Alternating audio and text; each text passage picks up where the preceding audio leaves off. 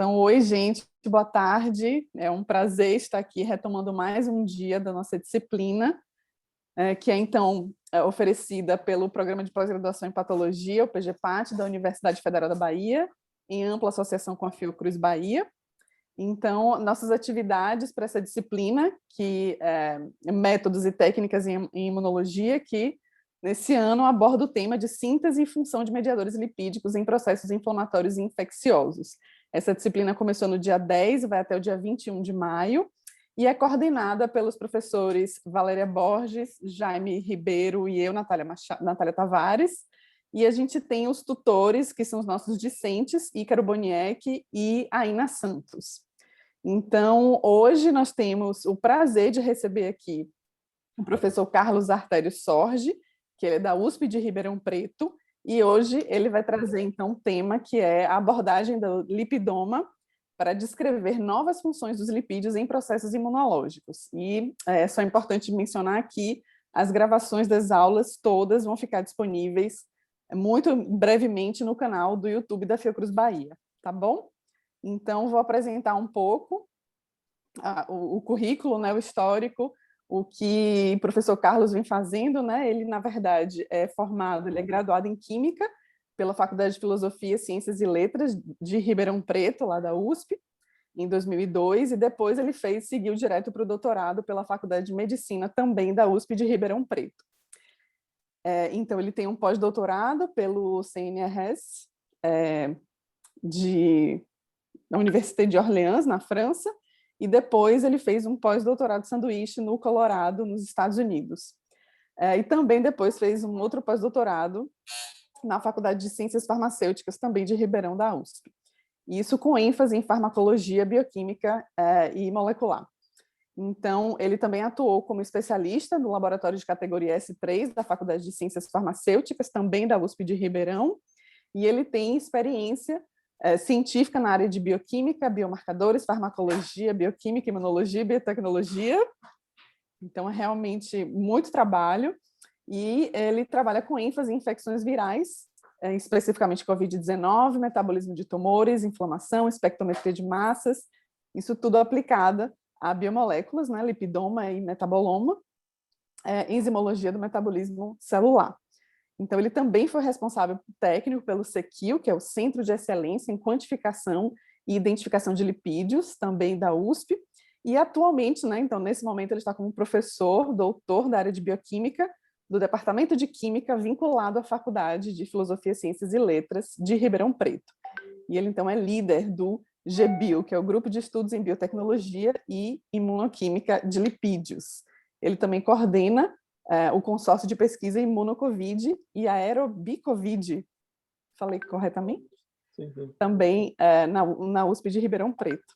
Então, se eu não esqueci nada, esse é um currículo desse que a gente tem, então, o prazer de receber aqui o ilustre professor Carlos Sorge. Então, muito obrigada por ter aceito, se disponibilizado a passar essa tarde aqui conosco, trazendo um pouco do seu trabalho. Então, a palavra agora é sua. Obrigada mais uma vez. Muito obrigado, Natália, Jaime, Valéria, todos envolvidos pelo convite. Estou muito feliz de estar falando com vocês. É sempre um prazer falar, discutir ciência no Brasil, né? Principalmente nesse momento especial que estamos vivendo, né? Que a gente precisa trazer a ciência de verdade para todos, a gente tem que falar sobre os nossos trabalhos mesmo para valorizar o cientista brasileiro, porque se for para esperar pelo governo valorizar, a gente não vai ter nenhum tipo de valorização, né? Então, a gente tem que depender dos pares, da nossa comunidade acadêmica, científica, para a gente poder mostrar que ainda existe alma pensante aqui no Brasil, né? E que nossos cientistas são de qualidade. Fico muito feliz com esse curso, já tinha falado para a Val, que os cursos de lipídios e aplicação de lipídio em diversos processos estão expandindo no Brasil, isso é muito importante, que ele era muito tímido no passado, mas agora a gente cada vez mais reconhece novos projetos utilizando essa temática, né? E só para dar uma ênfase aí no currículo, eu acho interessante quando as pessoas me apresentam, porque é um currículo um pouco até certo ponto confuso, né? Porque eu sou químico e atuo dentro da imunologia, passando pela bioquímica e pela farmacologia, né? E tá agora muito mais na parte tecnológica também. E só para não deixar isso confuso, eu conheço outra pessoa que também é químico e atua na imunologia, ele chama Pasteur, né? Então, eu acho que nós estamos ali no caminho que já foi trilhado por outros químicos e não é nenhuma novidade tão grande a gente atuar nessas áreas, né? Bom, mas muito obrigado mesmo pela essa oportunidade. Bom, agora voltando para os alunos diretamente, eu preparei é um overview, tá? Então eu vou mostrar algumas aplicações, alguns trabalhos principais dessas aplicações, para vocês terem uma ideia do que a gente está falando, dos processos que a gente utiliza, e aí depois a gente pode aprofundar tudo isso na discussão, tá? Então, essa... Opa, deixa eu ver o que está passando. Pronto. Aí, ótimo. Então, quando a gente começa a falar de lipídios, a gente tem em mente sempre qualquer área, né? Até mesmo na bioquímica, né? Quando a gente começa a falar de lipídios, vem em mente a membrana plasmática, que é onde estão mesmo grande quantidade dos fosfolipídios e esteroides e esfingolipídios, né? Uma grande diversidade de esfingolipídios e glicerofosfolipídios estão na membrana plasmática, e os triacilgliceróis que estão nos adipócitos, né? Então, basicamente, a gente entende que lipídio, até então, né, são reservatórios de energia ou blocos de formação de membranas, né, para delimitar células e organelas assim por diante. Então, o que eu venho trazer aqui um pouco do nosso trabalho é para mostrar que é muito além disso, né? Então, os lipídios hoje em dia são reconhecidos por inúmeras funções, e aí nasce a lipidoma justamente porque a complexidade de lipídios está envolvida com funções diferentes e atividades diferentes, tá? Mas quando a gente fala de metabolismo de lipídios, sim, a membrana plasmática é um ponto principal desse metabolismo, de ancoragem, de reserva na célula, e quando a célula vai precisar fazer um mediador lipídico, sintetizar ou liberar ou fazer alguma ação que dependa de um hormônio lipídio, ela vai buscar isso na membrana, tá? Então, isso é muito importante a gente ter essa ideia de membrana, tá? E o que acontece? Então, se a gente começar a prestar atenção na diversidade de lipídios, então ele é uma diversidade que vai muito além de apenas ácidos graxos, né? Apesar que os ácidos graxos já são bem diversos, né? Então, se a gente olhar aqui nos ácidos graxos, nós temos, por exemplo, alguns ácidos graxos que são saturados, só tem ligações simples, né? De diferentes tamanhos, que nem ácido palmítico, esteárico, né? E depois nós temos uma diversidade de ácidos graxos com duplas ligações, né? Com insaturações, que são classificados em ômega 9, ômega 6, ômega 3, tá? E esses ácidos graxos ômega 3 são importantes para produzir mediadores anti-inflamatórios, tá? Os ômega 6 praticamente a grande estrela dessa apresentação, principalmente o ácido araquidônico, né, que é de onde vai originar os eicosanoides. Mas além dessa diversidade de ácidos graxos livres aqui, nós temos também eles numa forma mais complexa, né, ancorado nas membranas, como, por exemplo, os glicerofosfolipídios, né? A característica dos glicerofosfolipídios é que ele tem uma molécula de glicerol aqui, ó, em vermelhinho. Aí ele tem uma região polar, né?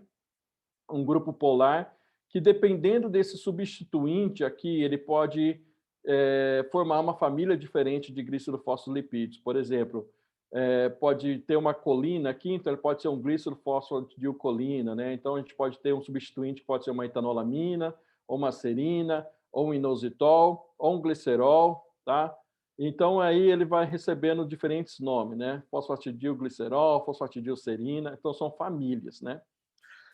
E aqui nos outros carbonos, nós temos duas ligações com dois ácidos graxos, um ácido graxo simples, geralmente no carbono 1, e um ácido graxo com insaturações no carbono 2. Então, só para dar um spoiler, geralmente o ácido araquidônico está nesse carbono 2 aqui, que é um ácido bem saturado, ele fica nessa região aqui dos glíceros fosfolipídios. Além disso, dependendo essa ligação aqui, ó, essa ligação do ácido graxo com o glicerol, pode ser do tipo éster, ou pode ser do tipo éter, ou pode ser do tipo alquinil. E aí, esses tipo éster e éter, por exemplo, originam o PAF. Tá? Então, o PAF, ele é um alquil, tá? Ele é um tipo éter, o PAF, e o PAF também ele é derivado de um fosfolipídio, que é um mediador lipídico muito conhecido. Né? Bom, fora dessa família de glicerofosfolipídios, nós temos outra família, que é dos esfingolipídios, que é o motivo maior de estudo do meu grupo agora. Eu não trouxe nada ainda de esfingolipídio aqui para não deixar muito confuso, mas tenho 3 alunos com teses, nesse momento, com teses de esfingolipídios. Tá? A diferença dos esfingolipídios é que ele tem essa base esfingoide aqui, que é uma esfingomielina. Aí, ao invés de ter o glicerol, ele tem esses nitrogênio aqui, nessa base esfingoide. Ele tem uma substituição também de ácido graxo, um ácido graxo, então não são 2, é um ácido graxo, e também tem uma região polar. Né? Então, dependendo dessa região polar do substituinte, por exemplo, se for um hidrogênio, né, um hidroxil, né, essa família de esfingolipídios vai ser do tipo ceramidas. Tá? Se for uma fosfocolina, ele vai ser uma esfingomielina. Tá? Se for um açúcar, por exemplo, uma glicose ou uma galactose, eles vão chamar de galactoceramidas ou glicoceramidas. Tá?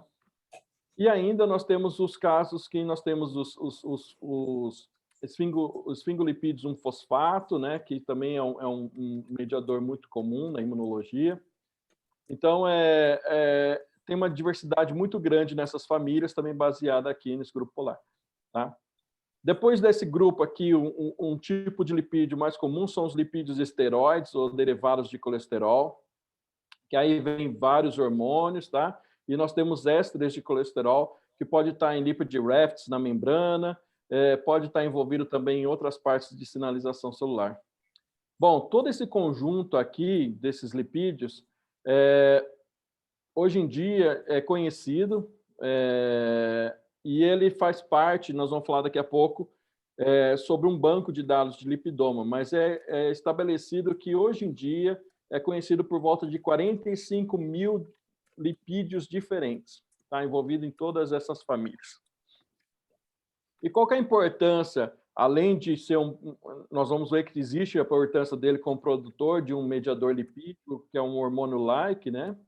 Mas a importância desses tipos de lipídios na membrana tem a ver também com a função biológica deles com proteínas da membrana. Tá? Então, esses lipídios podem ser pontos de ligação com proteínas da membrana. Tá?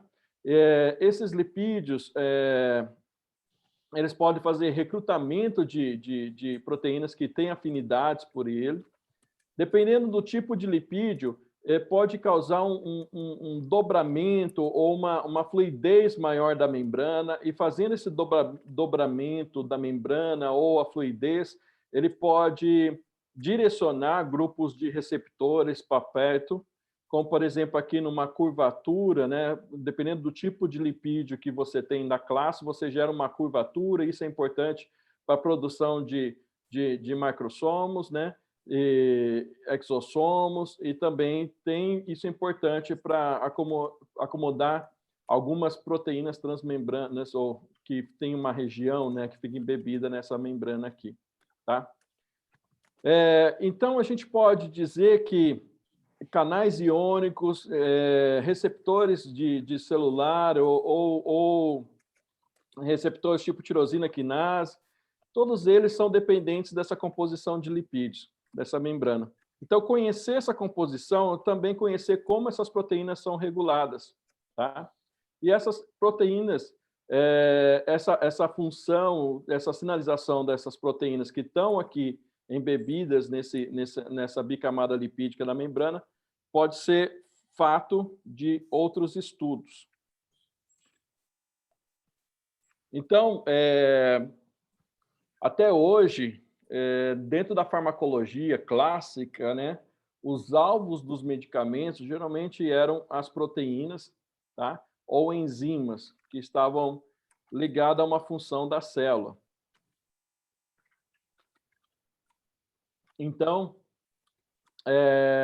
quando o medicamento atuava nessa enzima, nessa proteína de sinalização, ele modificava toda uma via, e essa modificação dessa via podia regular algo que está diferente ou expresso nessa célula, ou que está levando a causar um fenótipo de doença, né?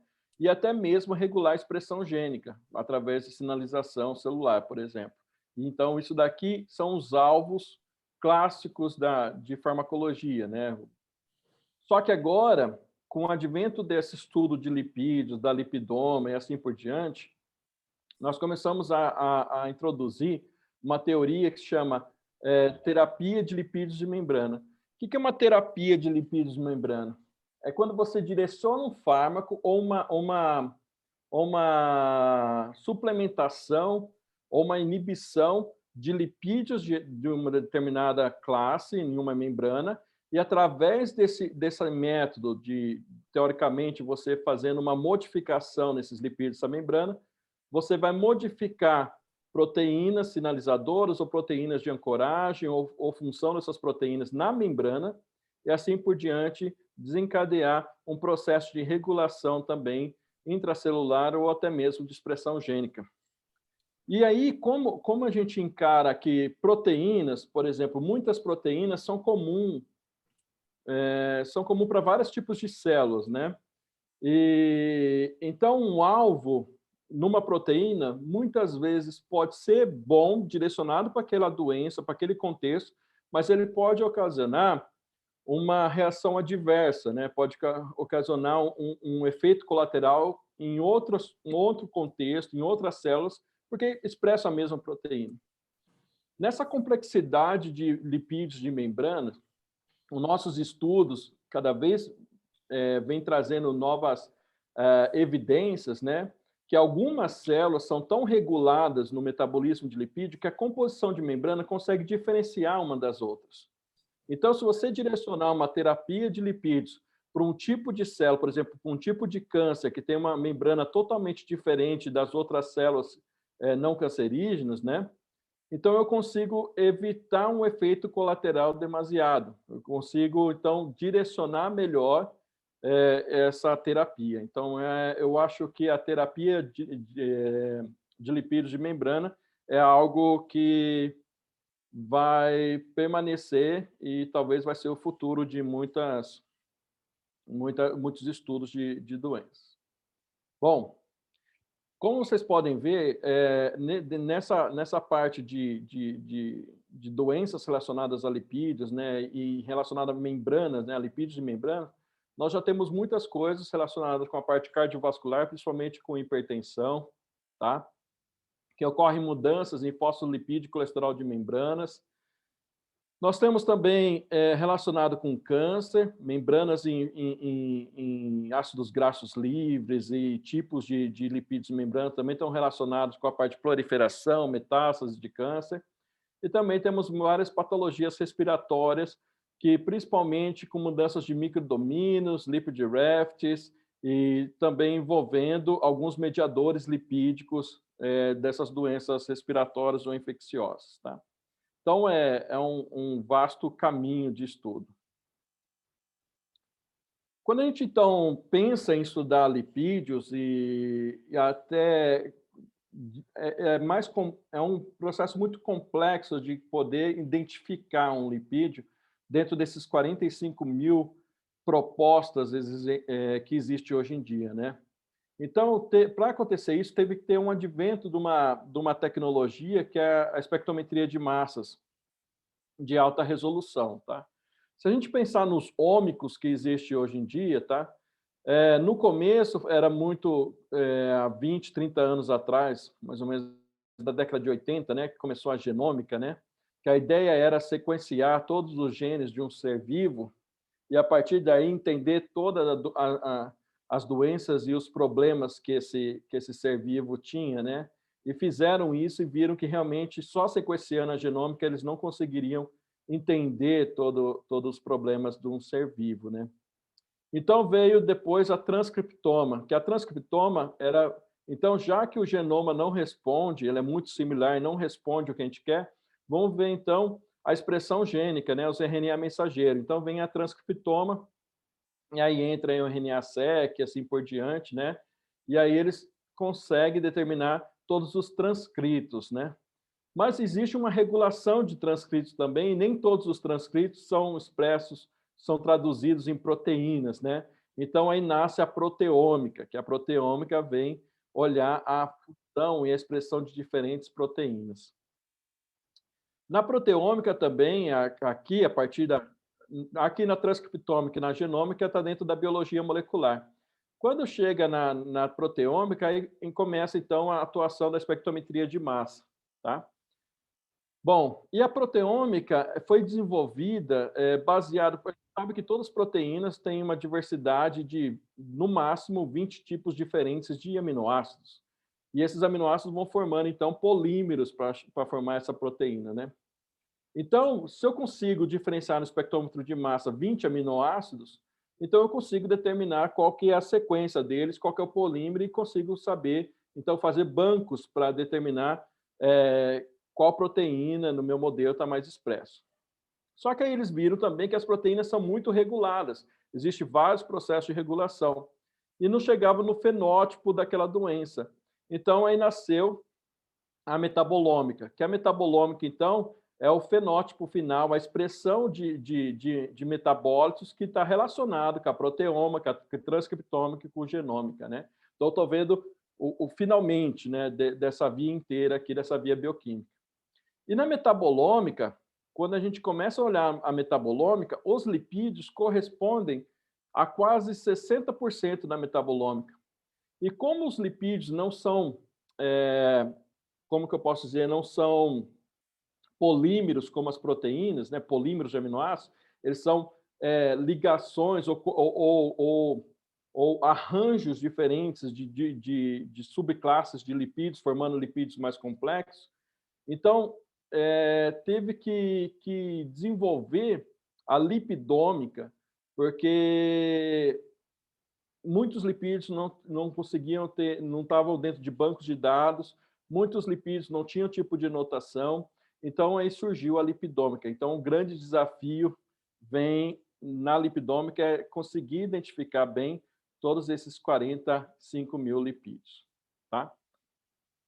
Baseado, então, nessa explicação, nessa introdução de lipidômica para vocês, eu venho falar, então, dessa parte de um trabalho nosso, que é sobre o lipídio do líquido surfactante pulmonar, né? Então, nós tínhamos já algumas evidências, isso daqui vem desde o meu pós-doc lá em Denver, e depois foi tocado por duas alunas de mestrado, a Luma e a Luana. As duas são gêmeas idênticas, tá? Imagina a confusão que dava isso no laboratório. E as duas tocaram 2 ou 3 trabalhos e, por mais que eu dividia um projeto para cada uma, no final todas elas trabalhavam junto em todos os projetos. Então, eu desisti. Então, eu falo que as duas defenderam 3 ou 4 teses juntas, né? Porque uma ajudava a outra e formava uma equipe. Bom, fora essa curiosidade, né? Então, esse trabalho veio como uma tentativa da gente propor uma terapia de lipídios de membrana envolvendo lipídios do líquido surfactante. Por que isso? Porque é muito interessante essa parte de lipídios, porque nós estamos falando até agora de lipídios de membrana, né? E a gente tem que entender, então, e como eu tinha muito interesse em doenças pulmonares, né, em imunologia do sistema pulmonar, os líquidos, me intriga muito esses lipídios do líquido surfactante, né? A função básica de lipídios do líquido surfactante é realmente não deixar colapsar os bronquíolos, né? Então, como funciona? Nós temos, então, nos brônquios, nos bronquíolos, né? Nós temos, então, uma camada, um líquido mesmo, né? Uma camada aquosa, né? E nessa camada aquosa, em cima, né? Porque a gente sabe que o lipídio não mistura com água, eu tenho uma linha, né? uma linha de lipídios, formando, então, como se fosse uma membraninha ali, né? E esses lipídios, eles são chamados de tensoativos, porque no momento que inspira e expira, né, da respiração, eles conseguem fazer essa força para expandir e voltar o brônquio e não colapsar. Então, ele mantém esse propósito mecânico, né? Então, ele é um tensoativo, esses lipídios, e ele fica em cima dessa camada aqui, né? Um tensoativo fica em cima da parte da camada. Bom, quando a gente vai olhar a composição desses lipídios do líquido surfactante, primeira coisa, do que é feito o líquido surfactante? É claro, é feito de água, né? Mas de moléculas, né? 8% das moléculas Alguém falou alguma coisa? Não? Tá tudo bem? Pode seguir, professor. Tá bom. Bom, então 8% das moléculas do líquido surfactante são proteínas e 92% são lipídios, tá? Então, uma complexidade, é uma diversidade de lipídios. Nesses 92% aqui, 41% é o DPPC. Esse DPPC são fosfatidilcolinas saturadas com ligações simples, que são responsáveis mesmo pelo tensoativo. Mas aí nós temos 25% de outras moléculas, outras colinas, que são as insaturadas, 25%. E ainda temos fosfatidilglicerol também, então temos colesterol, tá? Mas o meu foco são nesses caras aqui, ó, os fosfatidilcolinas insaturados, tá? Dentro desses fosfatidilcolinas insaturados, o POPC é o de maior composição, tá? Fosfatidilcolina com ácido oleico e palmitoleico, que é essa espécie aqui. É o de maior composição, tá? E ele quando está na monocamada, na formação mesmo clássica dele, na composição nessa monocamada, ele ajuda, então, a ter uma mobilidade nessa monocamada. Porém, já é conhecido que o POPC pode reagir com o ozônio.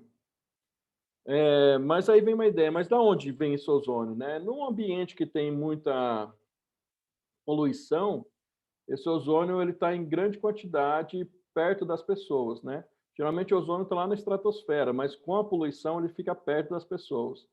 Ficam aqui no nosso ambiente, né? E aí, quando esse POPC reage com o ozônio, ele forma esse composto aqui, chamado de PALDO-PC. Tá vendo essa quebra aqui, ó? Nesse ponto aqui tem essa quebra, ocasionando uma reação de ozonólise. E quando então é gerado esse PALDO-PC, olha o que acontece, as moléculas de lipídio ficam solúveis, tá? Então aí ela perde essa mobilidade e elas ficam solúveis na água.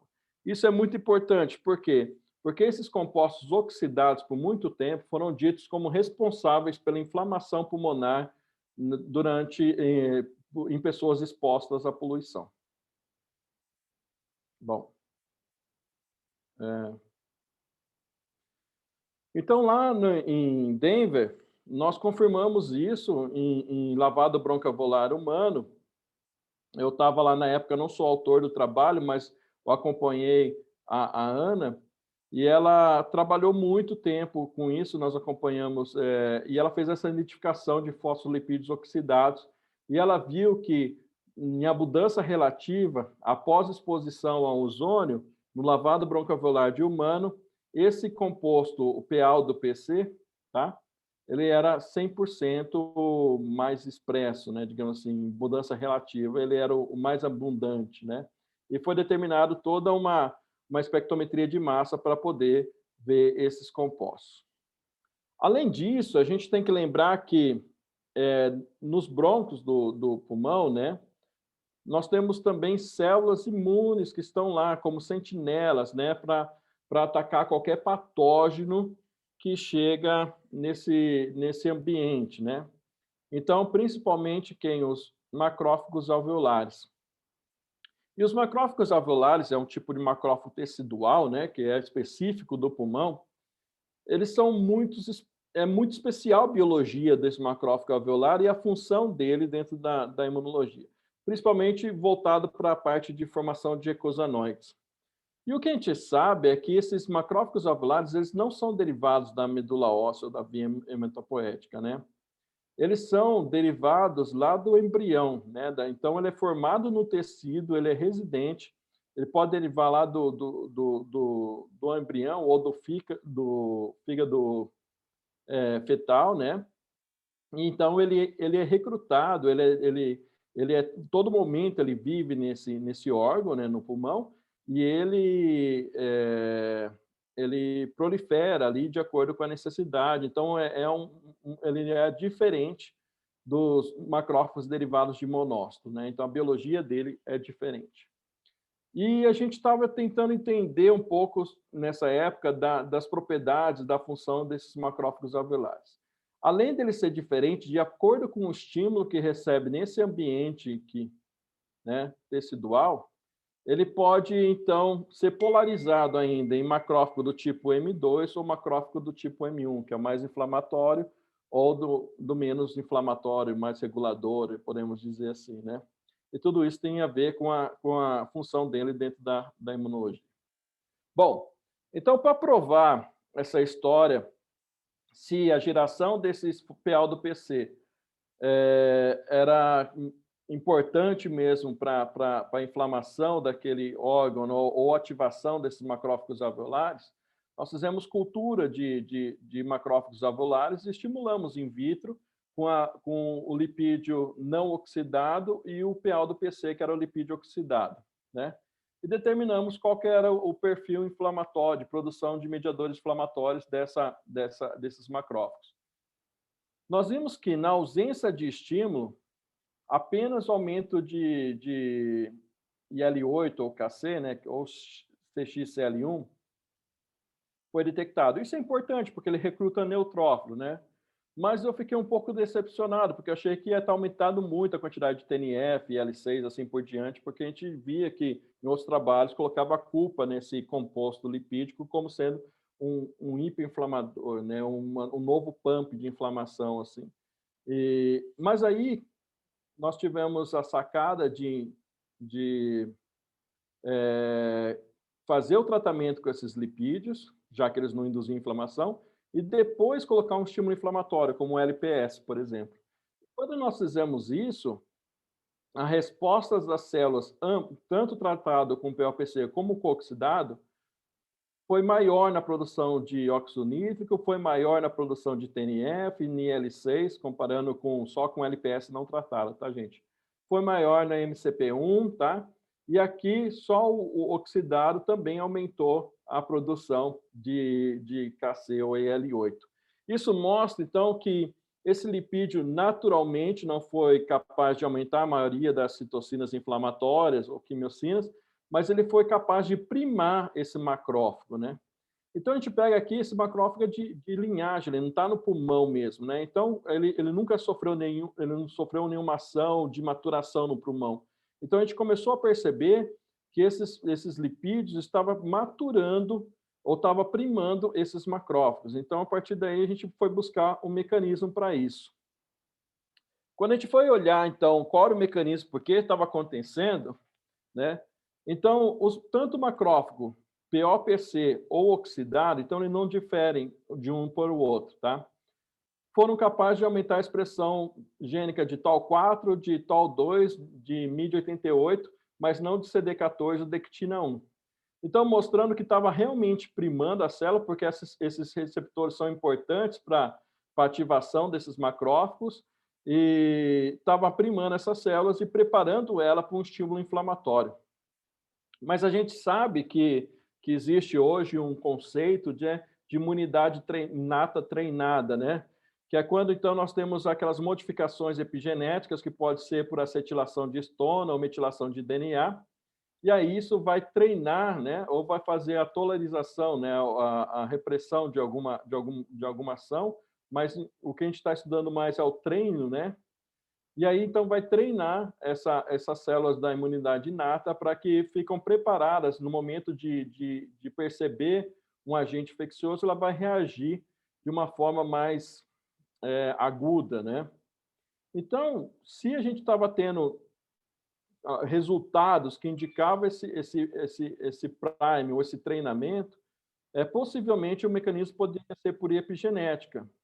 Então, a gente foi investigar isso e nós vimos que aqui eu vou dar uma resumida nisso tudo, mas que nós vimos que usando um inibidor de acetilação, quando eu colocava esse inibidor de acetilação, aquele efeito de aumento de TOL4 não caía, mostrando que era dependente, então, da acetilação. Tá? E isso daqui refletia também na produção de óxido nítrico. Então, colocando inibidor, ao invés de cair aquele efeito de aumentar, né, a inflamação, na verdade, ele aumentava ainda mais, ou seja, mostrando que a acetilação era um processo importante como regulação de epigenética nesse prime desses macrófagos. E aí, então, nós vamos ver a expressão de ACH3, que é uma enzima, né, a acetilação da histona, né, a presença da acetilação da histona 3. Nós vimos que tanto com o PO-PC ou PA do PC, os dois eram capazes de induzir essa acetilação. Então, provavelmente, o mecanismo de primar, porque ele não difere se era oxidado ou não um lipídio, é via acetilação de histona 3. Mas, mesmo assim, nós vimos que alguns pontos, ao longo do trabalho, tem outras coisas que eu não trouxe aqui para você, mas nós vimos que alguns pontos de PA do PC diferencia de PO-PC, como, por exemplo, na produção de IL-8 ou KC, né? Então, o que explicava essa diferenciação? Apesar dos dois fazerem esse processo de treinamento do macrófago, o PA do PC, em alguns pontos, ele ainda era mais inflamatório, né? Então, quando nós fizemos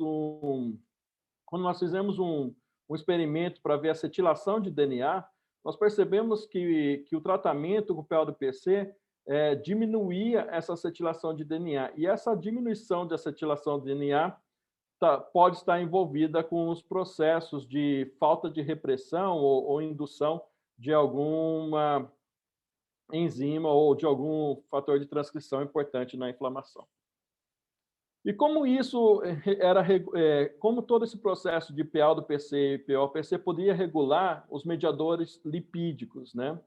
Como prostaglandina D2, prostaglandina E2, que nós sabemos que tem efeitos antagônicos no pulmão, né? Principalmente infecções fúngicas e bacterianas.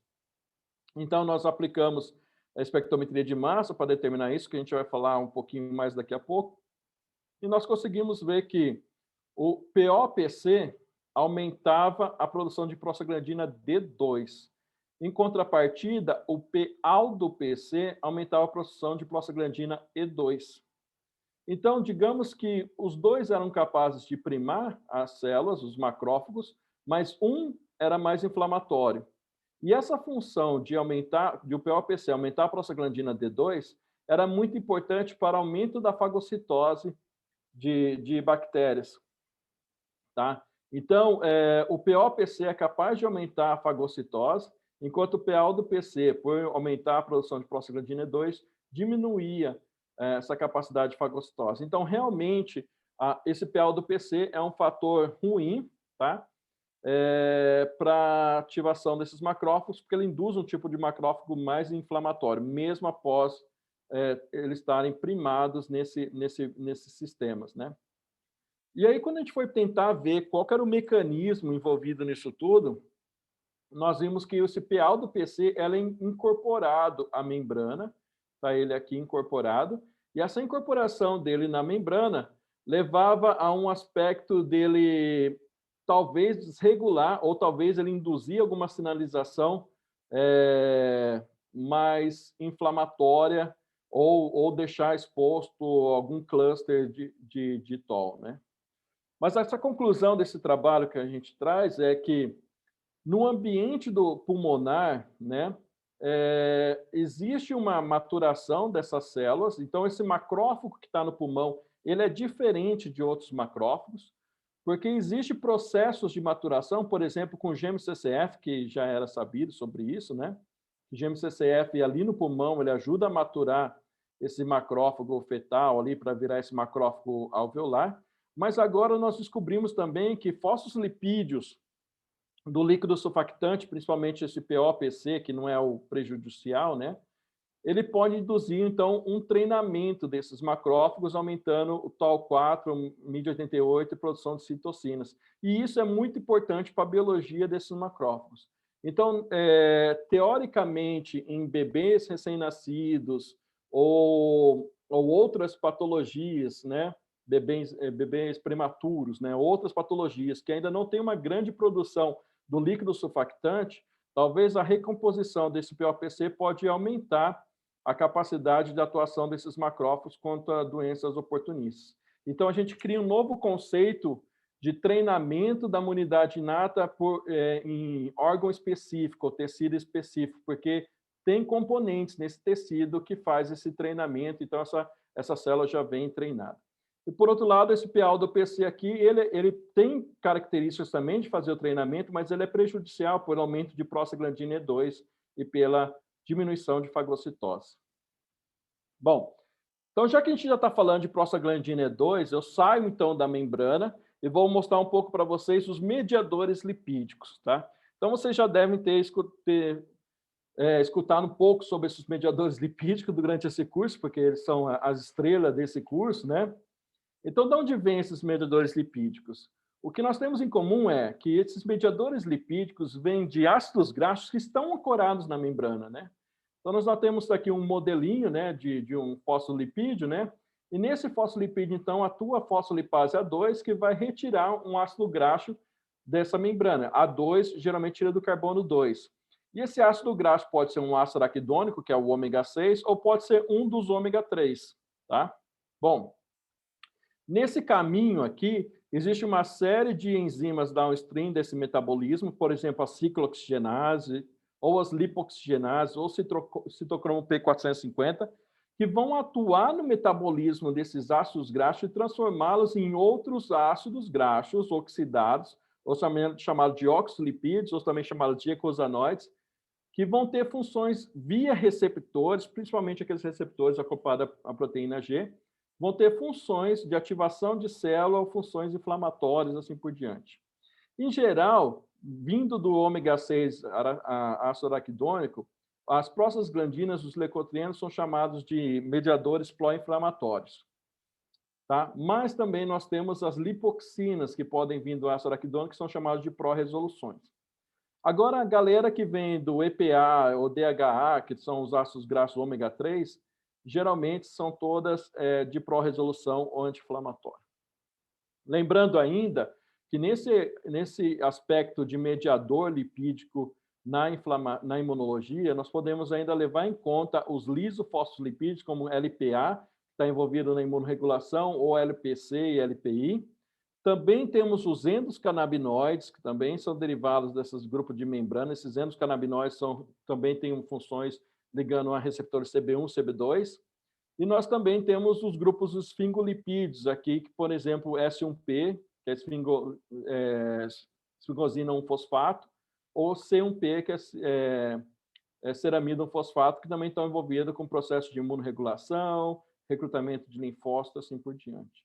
Então, aqui é um overview de todos os mediadores lipídicos que a gente estuda e que pode ser detectável em processos ligados à imunologia.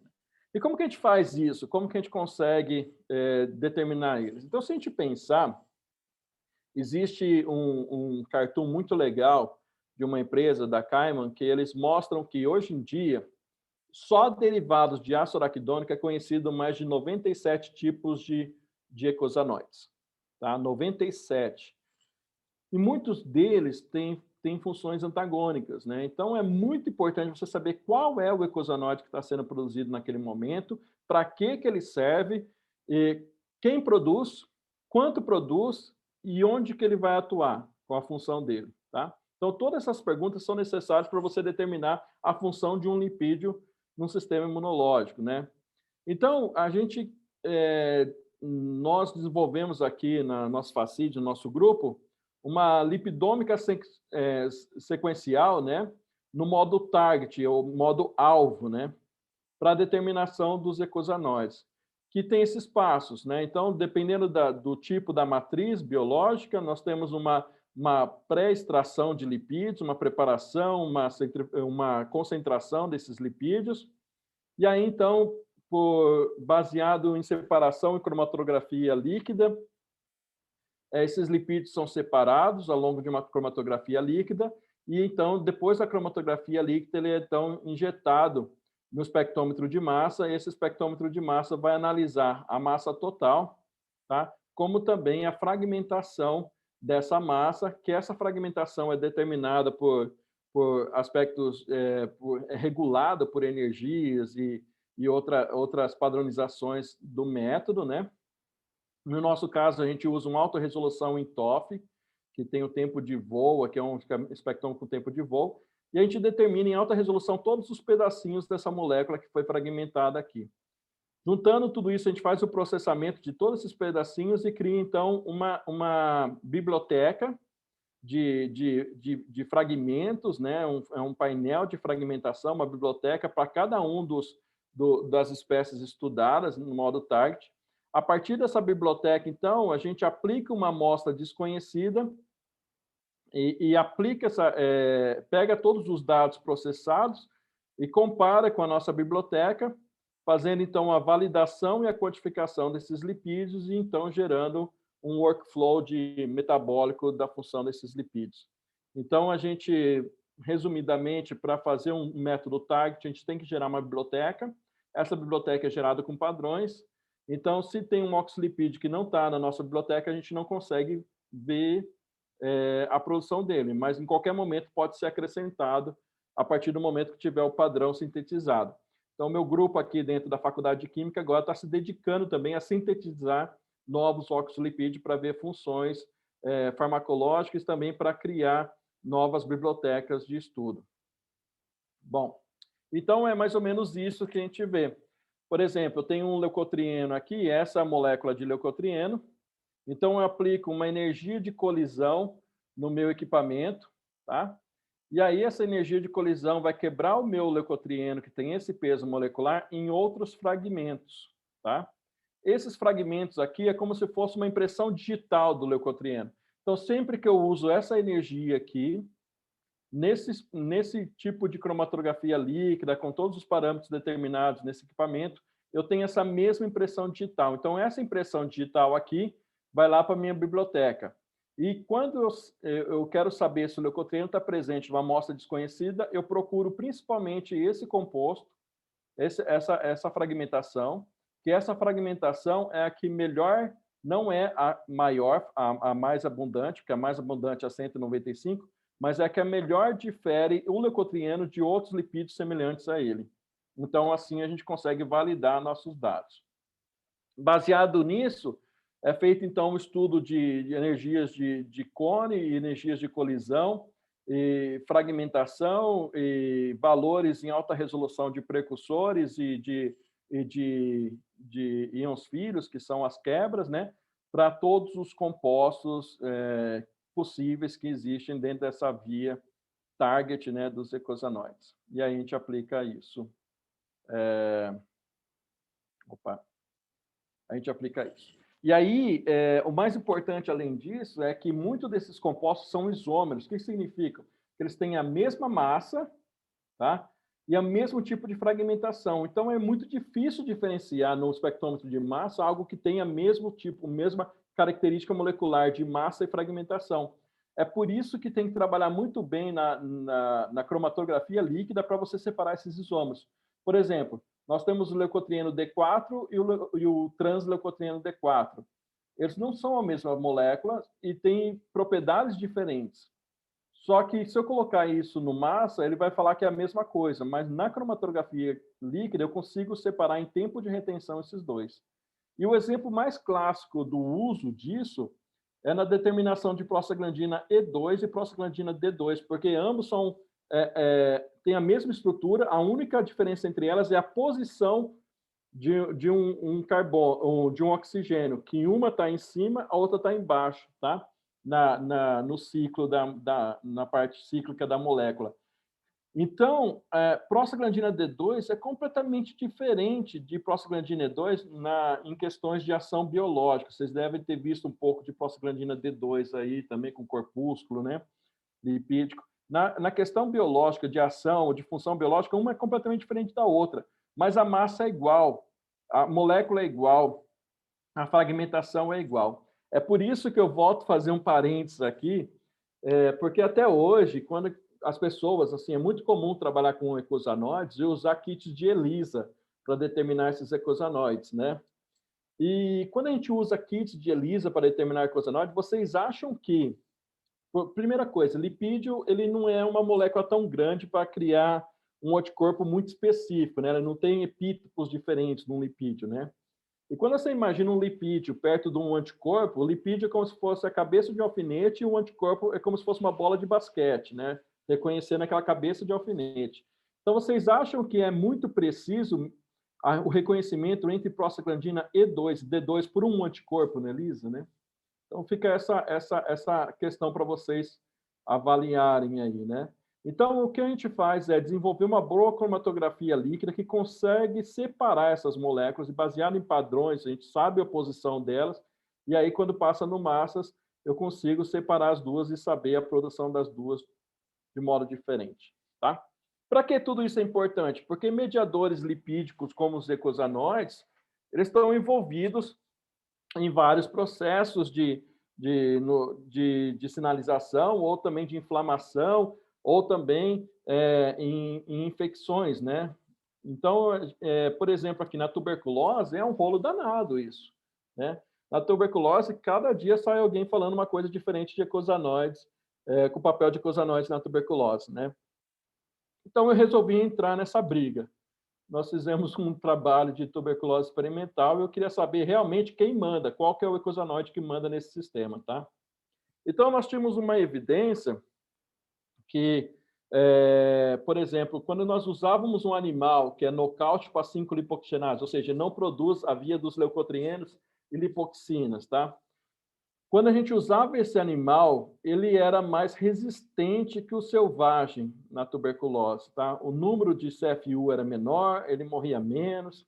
Opa, então significa que algum lipídio, algum ecosanoide que deriva dessa via da 5-LO é ruim ter a expressão desse lipídio durante a tuberculose, né? Porque o animal nocaute era mais resistente. Além de ser mais resistente, ele tinha menor infiltrado celular, tá?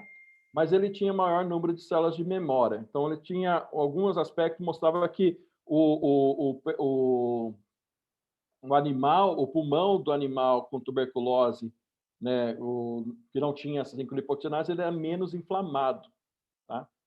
Bom, então, é um quebra-cabeça para analisar isso, né? Então, o que nós primeira coisa, fomos determinar esse painel de produção de ecosanoides baseada na espectrometria de massa, porque, que nem eu falei para vocês, a gente consegue diferenciar muito bem o que é prostaglandina E2, o que é prostaglandina D2 e todos os 87 compostos derivados de ácido araquidônico, né?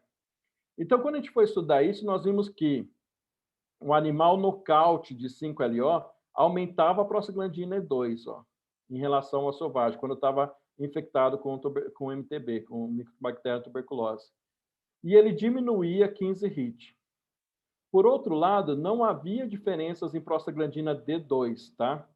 E também não havia diferenças na produção de 12 HIT, apesar de ambos os animais ter uma queda da produção de 12 HIT. É claro que esse animal era nocaute de 5-LO, então ele não produzia leucotrieno B4, como também não produzia um composto chamado 12-oxoleucotrieno B4, que é o leucotrieno B4 oxidado. Aqui eu mostro ele aqui, ó, o ácido araquidônico pela 5-lipoxenase forma o leucotrieno A4, leucotrieno A4 pela ação da leucotrieno A4 hidrolase forma o B4. Só que aí o B4 pode ser degradado pela leucotrieno B4 dehidrogenase, formando a 12-oxoleucotrieno B4. Bom, mas o mais interessante dessa história toda foi que vimos que aumentava a prostaglandina E2, talvez esse pode ser o caminho, e diminuía o leucotrieno, esse também pode ser o caminho, né? e nós não vimos a produção de lipoxina 4. Então, muitos trabalhos falam da importância da lipoxina 4, mas nesse tempo de infecção, nesse ponto, nesse jeito, nós temos a lipoxina 4 no nosso método e nós não vimos a produção dela. Então, nós ficamos em dois aspectos, prostaglandina E2 e leucotrieno B4. Ficamos nesses dois pontos para entender o mecanismo e a importância desses mediadores. Então, o que nós fizemos? Se na ausência de leucotrieno aumenta a prostaglandina E2, então vamos tirar essa prostaglandina E2 através do tratamento com celecoxib e ver como fica esse animal, né?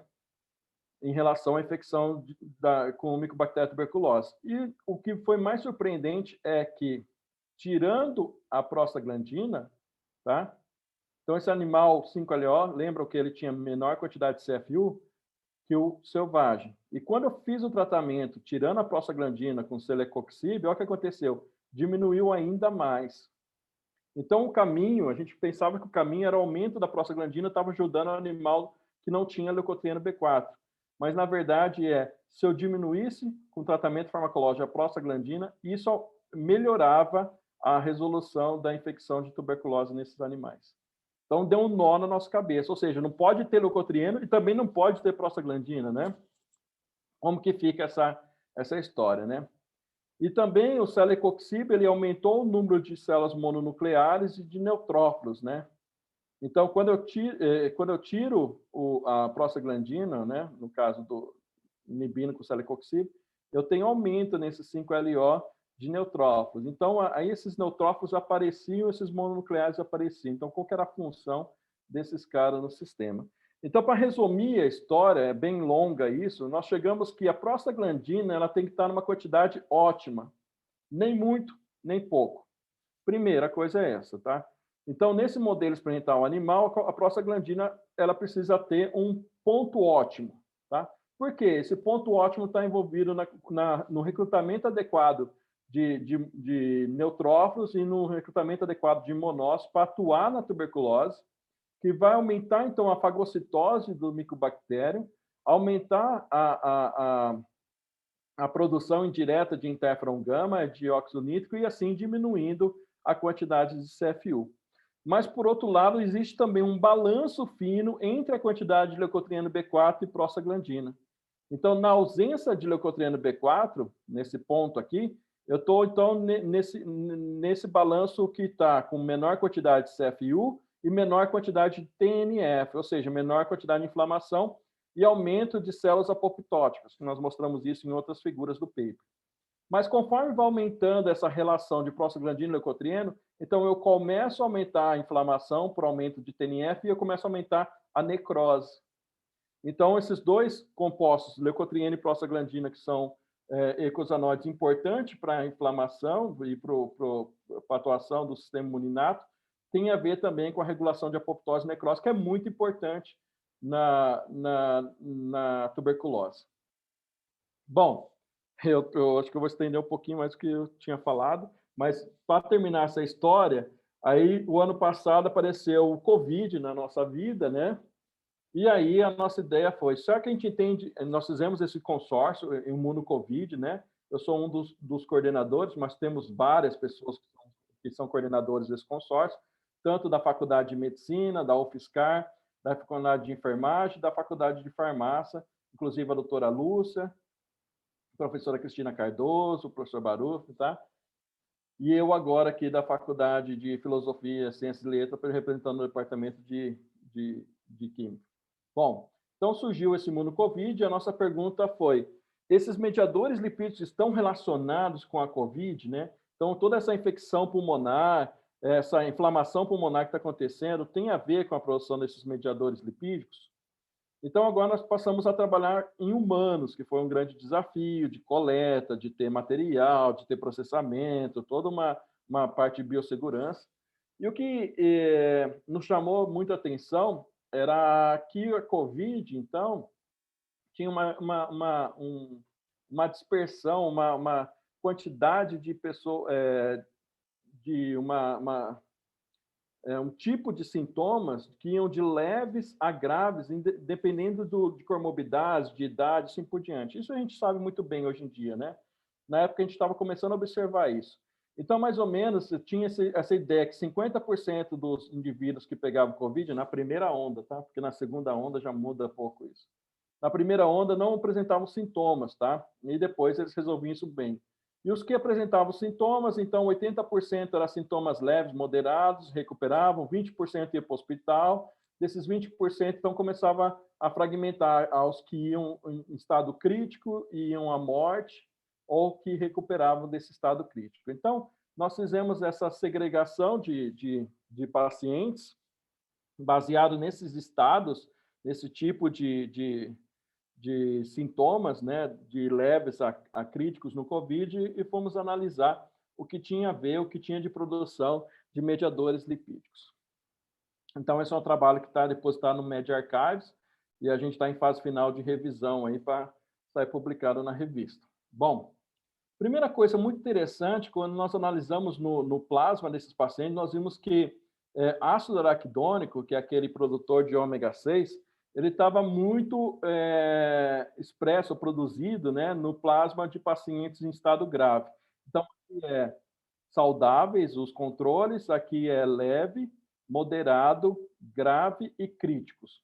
Então, os pacientes no estado grave e críticos tinham maior produção, maior liberação, né, desse ácido graxo na corrente sanguínea, né, no plasma.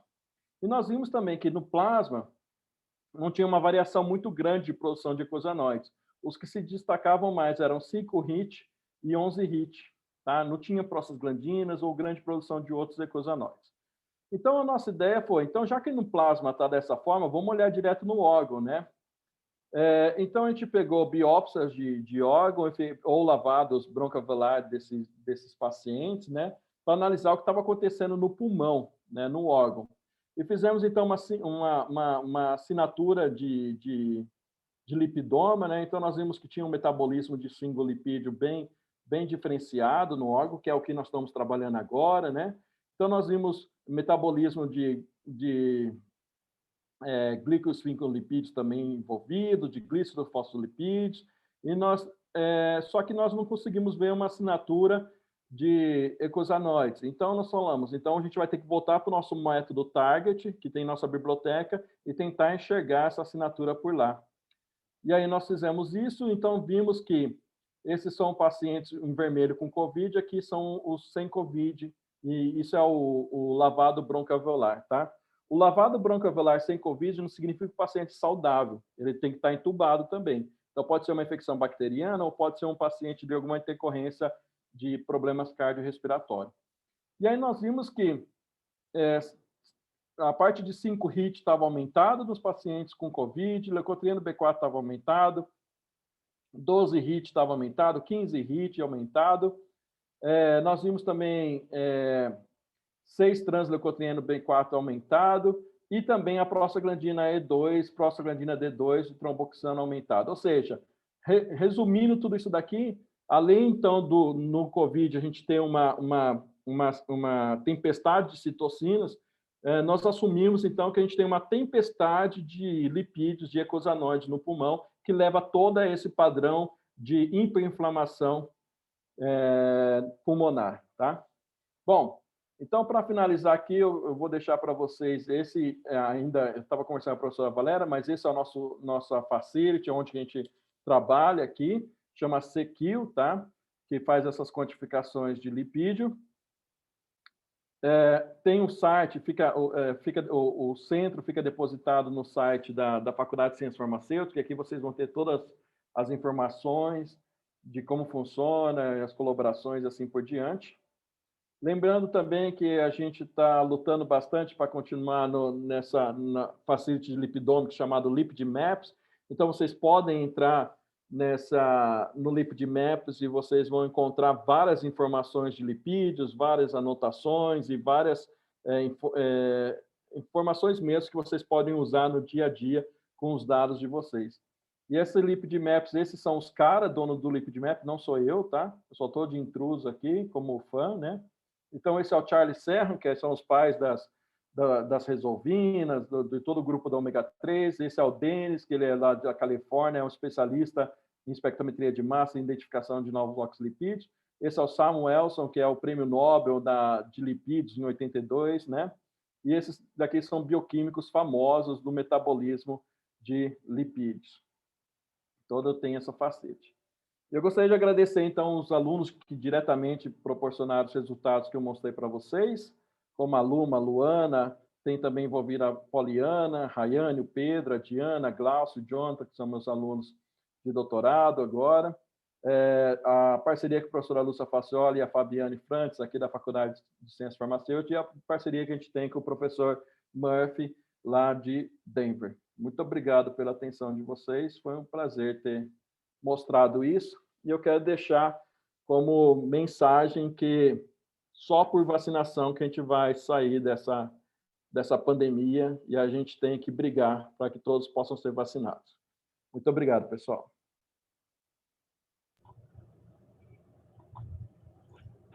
Aí, Bom, a gente que agradece essa aula, né?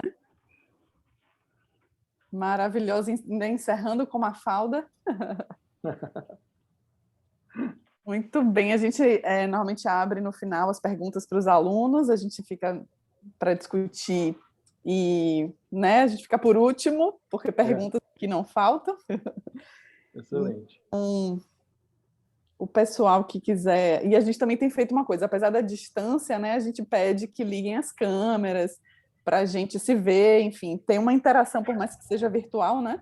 Eu acho que Valéria não vai conseguir, por enquanto, voltar. Ela disse que, enfim, surgiu alguma emergência que talvez que deve ser da pós, que ela estava agora ocupada lá, envolvida na resolução, mas a gente espera que daqui a pouco ela volte, tá Não, bom? sem problemas, a gente vai tocando papo aqui. Isso. Bom, era esse intuito mesmo. Cláudia, oi! Brodkin. Seu microfone acho que está fechado, a gente não está te ouvindo. Vê aí. Aí apareceu um negócio aqui na frente. Bem, como vão? Oi! Olá! André, Quanto tudo bem? tempo? Pois é, tem pau mesmo que eu não te vejo. Aí eu adorei essa aula aí de lipidômica. Resolvi entender um pouco disso tudo. Aí continua complexo, mas está bem mais fácil agora. Cada vez que a gente vai escutando um pouco, a gente vai tentando pegar um pouquinho do assunto. Vai absorvendo. E aí, quais são as últimas?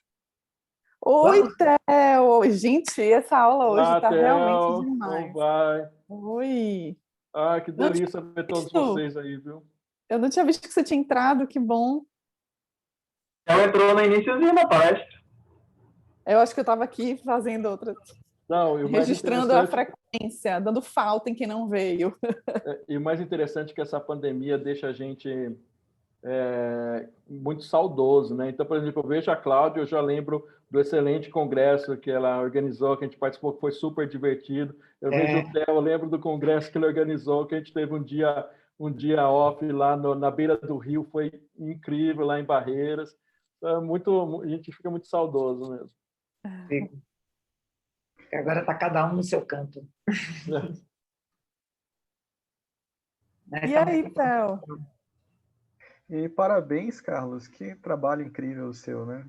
Obrigado mesmo. Me fez refletir muito aqui sobre as coisas que eu sabia, que eu achava que sabia, né? A gente outro dia estava conversando sobre isso, né? Os parâmetros vão mudando, né? As técnicas também vão progredindo e o conhecimento vai modificando. Né, mas eu achei muito interessante a sua palestra, né, e me fez lembrar também dos tratamentos que acho que o Bruno tinha proposto lá no NIH, né, não sei que pé ficou, que era com suplementação de prostaglandina na tuberculose e tinha um resultado interessante, né. Tem alguns clinical trials voltados para icosanoide na tuberculose, e é claro que o ideal seria trabalhar com humanos, né, mas esse foi em modelo experimental. Mas ele traz mais um tijolinho para tentar entender, porque é bem complexo essa parte de icosanoide na tuberculose. Theo, eu falo que a tecnologia ela tem uma responsabilidade, ela traz uma responsabilidade para a gente muito grande, porque enquanto a gente vive em tecnologias que são mais não tão específicas, os dados são geralmente fáceis de interpretar, né? E quando você passa para tecnologias que nem espectrometria de massas e começa a ver a produção de ecosanoides do jeito que é, determinando cada tipo de ecosanoide, e aí vira uma sopa, e aí chega um momento que você fala assim, nossa, eu gostava tanto da outra, de fazer ELISA, que eu era ignorante, não sabia o que estava pegando, que o que desse era bom e colocava no paper, e agora eu vejo, tem que explicar tanta coisa, então, assim, traz uma responsabilidade muito grande a gente saber exatamente o que está acontecendo e qual lipídio está sendo formado. Muda completamente a nossa visão, né? O que a gente acha que sabia, né? É. Mas as técnicas são sempre complementares, é interessante, né? Também, amanhã a gente vai discutir um pouquinho, né? Trabalhos que a gente fez, que a gente usa um antagonista do receptor, então, de certa forma, dá para validar um pouco aquilo que a gente está analisando para saber se é aquilo mesmo. Quando a gente valida com sempre... o receptor, é excelente, isso daí. É o Mas caminho, por um momento... porque tudo fundo, né? No fundo vai cair no receptor, né?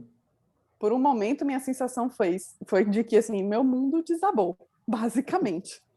Né? Mas é tão importante discutir isso, e principalmente que é o foco principal da disciplina, né? A questão dos métodos e das técnicas. Então, acho que foi super importante, Carlos, ter trazido esse ponto, né? Porque também realmente faz a gente, como o Theo falou, né? Achava que sabia, opa, não é bem assim. E ainda tem um ponto a mais, porque quando a gente pensa em prostaglandina E2, que eu mostrei para vocês aí, aumentar a prostaglandina E2, o aumento de prostaglandina E2 representa, então, um metabolismo favorecido para a prostaglandina E2, mas ainda não representa a função biológica nela, porque a prostaglandina tem 4 receptores diferentes e eles são antagônicos. Então, se eu tiver mais expresso EP2 e EP4, eu vou ter um tipo de resposta. Se eu tiver expresso EP1 e EP3, eu vou ter outro. Então, do que adianta eu saber que aumentou a prostaglandina E2 se eu não sei qual receptor está mais expresso e qual sinalização que ela está liberando ali naquele ambiente? Então, fica mais complexo ainda. Então, por isso que a gente tem que partir mesmo, que nem o Theo falou, partir para antagonistas, olhar os receptores, silenciar receptores, para você entender todo o processo. Porque não adianta só saber quem está produzindo, né? Ele precisa estar ligando em alguma coisa. Eu achei bem curioso que você demonstrou ali o efeito do celecoxib, porque os AINES eles têm um efeito independente da inibição enzimática, que é a inibição da formação de corpúsculo lipídico, né? Eu não sei se você pensou nisso, né? Então... E os corpúsculos lipídicos entram também com algo a mais nesse mecanismo, porque até então eu comento da produção principalmente via membranas, né? De membrana nuclear dos ecosanoides. E os corpúsculos lipídicos direcionam também outro tipo de produção, dependendo da composição enzimática que está neles, né? No corpúsculo.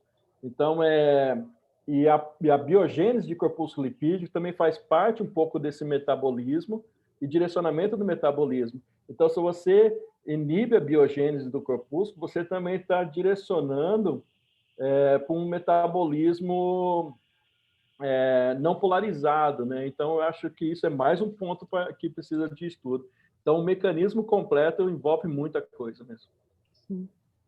Você tocou no assunto dos receptores da PGE, era bem a minha pergunta, quando você mostrou os dados. Eu já pedi para Alan aqui, ele já levantou a mão, ele quer fazer uma pergunta, mas já que você tocou nos receptores, você avaliou? Você não mostrou? Nós avaliamos. E aí? E havia receptor EP2 e EP4, que colocamos antagonistas de EP2 e EP4, e que tivemos efeito parecido com o do celecoxib. Ok. Muito bem, diz Alan, liga aí sua câmera, se apresenta, por favor, e aí manda sua pergunta. Boa tarde, professor. Na verdade, eu sou um ousado aqui nessa disciplina só em estar aqui, porque realmente eu não trabalho na área nem de imunologia, quanto mais imunologia de mediadores lipídicos, mas eu sempre acabo perguntando de curiosidade. Eu vi no pré-print, eu olhei assim uma lida rápida, que foi avaliado o efeito dos corticosteroides, né? E, se não me engano, eles interrompem lá em cima, né, ali na fosfolipase. A lógica seria cortar e aí isso explicaria a melhora. Mas o que o artigo traz é que tem outras vias e outros lugares de onde vem, e aí o paciente tem melhora. Na prática a gente vê. Mas quando você olha os valores lá, está lá ainda o valor das moléculas. Então, a minha pergunta era pedir que o senhor me explicasse um pouco mais nesse aspecto do impacto no final, né, no estado do paciente, em termos de que ele continua tendo ali a presença do ácido araquidônico e os derivados dele, mas aparentemente melhorou, né? Não sei se porque tirou a principal fonte, mas continuam lá de alguma forma. Foi daí mais ou menos minha curiosidade. Mas não sei se é uma pergunta boba. A segunda também que eu tinha era se esses derivados em si, principalmente o ET e o ácido araquidônico, está sempre sendo medido, se eles em si também têm um efeito imunológico diretamente, né? Porque a gente estuda muitos derivados, eu não sei se eles em si, que é mais em cima na via, né? No upstream, downstream, aquela coisa toda, se eles também têm um efeito. É mais ou menos por aí minhas dúvidas. E muito obrigado pela palestra, pela aula, que foi excelente. O Alan, só para te ajudar, sempre as melhores perguntas vêm de quem não é da área, tá? Então, assim, porque eu acho que algumas coisas, a gente que é da área, a gente acha tão básico que a gente para de pensar no assunto, né? E você traz uma pergunta muito importante, porque realmente, quando a gente estuda efeito de glicocorticoides na inflamação, e a gente vai olhar qual que é o efeito de glicocorticoides no metabolismo de lipídios, geralmente ele pode diminuir a expressão de ciclooxigenase, que aí vai diminuir a produção de prostaglandina, pode diminuir a atividade de fosfolipase 2, ou seja, diminuição da liberação de ácido araquidônico de membrana, e muitas vezes ele ainda tem alguns estudos mostram que o glicocorticoide pode ter uma sinalização positiva em fosforilação de 5-LO, induzindo aumento de leucotrieno. Apesar de diminuir a prostaglandina por inibição da expressão de COX, ele pode ainda induzir uma sinalização que vai ser positiva para a produção de leucotrieno B4. Bom, o que a gente sabe é que, além disso, a gente sabe que glicocorticoides atua também diminuindo a inflamação por diminuir a expressão de citocinas, então ele age direto em expressão gênica mesmo, né? O ponto dele de agir é na expressão gênica. E o que a gente percebeu é que se glicocorticoide fosse a chave do sucesso, nós não tínhamos mais paciente morrendo com inflamação pulmonar, né? Então, é importante porque no estudo, na observação que nós tivemos, existe um ponto de não retorno, tá? Então, a partir do momento que a cascata foi iniciada e que começou a produzir os mediadores inflamatórios ou os eicosanoides, eles acabam, em processo mesmo de cascata, eles começam a produzir os seus respectivos metabólitos, né? E ativando o sistema imune no pulmão, por exemplo, ativando a inflamação ali no pulmão, né? Por isso que a gente chama de tempestade de eicosanoides no pulmão. Então, se eu colocar esse glicocorticoide numa etapa que já foi ativado tudo isso, ele tem pouco efeito no metabolismo de eicosanoides. Por quê? Porque algumas dessas enzimas do metabolismo de eicosanoides têm um turnover muito baixo. Então, já estão todas expressas em grande quantidade. Então, por mais que ele reprime a expressão de fosfolipase 2, a quantidade que eu já tenho de fosfolipase 2 já é suficiente de manter níveis grandes de ácido araquidônico circulante. Então, existe um ponto de não retorno. E saber exatamente esse ponto de não retorno pode ser a grande chave para ter uma melhora dos sintomas graves na COVID. Então, tem vários clinical trials com glicocorticoide na COVID. Alguns falam que não tem benefício na fase de intubação, que o paciente está entubado, mas como você vai diminuir a inflamação nessa fase também é complicado sem usar glicocorticoide. E alguns falam que não tem benefício muito no começo. Então, acabou de nem tem sintomas ainda da COVID, tomar o glicocorticoide parece que não tem benefício ainda. Então, esses clinical trials ainda não estão bem fechados, mas a nossa ideia é, a partir do momento que tem sintomas, eu não estou fazendo automedicação aqui, hein, gente? Eu não estou propondo isso, automedicação, é só observacional, baseado nos nossos dados. A partir do início dos sintomas, essas cascatas de inflamação já começam a ser ativadas. Então, seria um bom momento de inibi-las antes que elas ficam em proporções tão grandes que a inibição tardia não vai mais diminuir o produto final. Eu acho que respondi, é isso?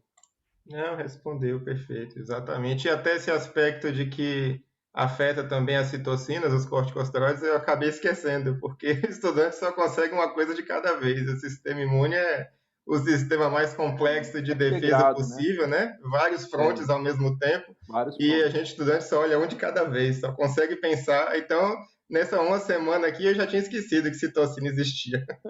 Tem essa questão. Mas obrigado pela resposta. Estou te induzindo a pensar só em ecosanoides. Mas a relação de ecosanoides e citocinas é muito estreita, né? Então, algumas citocinas induzem ecosanoides e outros ecosanoides também induzem citocinas.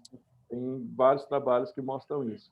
Mas a gente não L1 beta, né, induzindo COX-2, PGE, então esse eixo é bem conhecido também. Isso.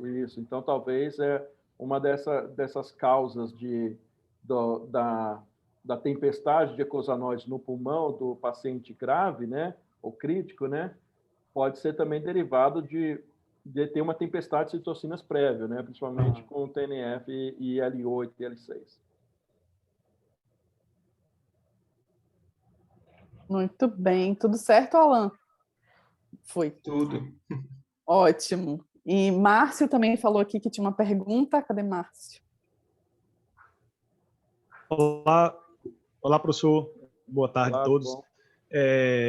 Gostei muito da apresentação, assim como a Alan, também não sou da área, não é minha linha de pesquisa, mas eu fiquei pensando aqui em algo, na verdade, uma curiosidade. Eu queria saber, porque o senhor comentou sobre a dificuldade da terapia lipídica. Eu queria saber o que é que se sabe hoje sobre aquelas nanopartículas de lipídios que, por exemplo, entregam associadas àquela técnica sobre a CRISPR, por exemplo, né, você entregar determinado, né, associar, né, melhor dizendo, essas nanopartículas lipídicas com essa maquinaria de CRISPR para poder resolver algum problema local, né, ao invés de você fazer uma terapia lipídica e acabar atingindo várias células, né, o tecido, enfim. Não sei se eu fui claro. Não, entendi.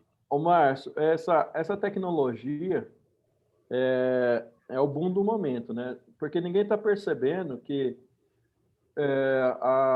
essa vacina da Pfizer, que é de RNA, né? Ela só foi possível devido ao delivery, né? Que acontece na célula, né? Então, nós temos uma fusão de partícula que libera ela dentro da célula, o RNA. E essa ideia de vacina de RNA sempre existe há muito tempo, só que só foi possível agora devido ao estudo da tecnologia desses lipossomos ou dessas microvesículas de RNA, de lipídio, que fazem, então, o delivery desse RNA. Então, existem várias empresas no mundo trabalhando com isso hoje em dia. É um campo, assim, todos de patente.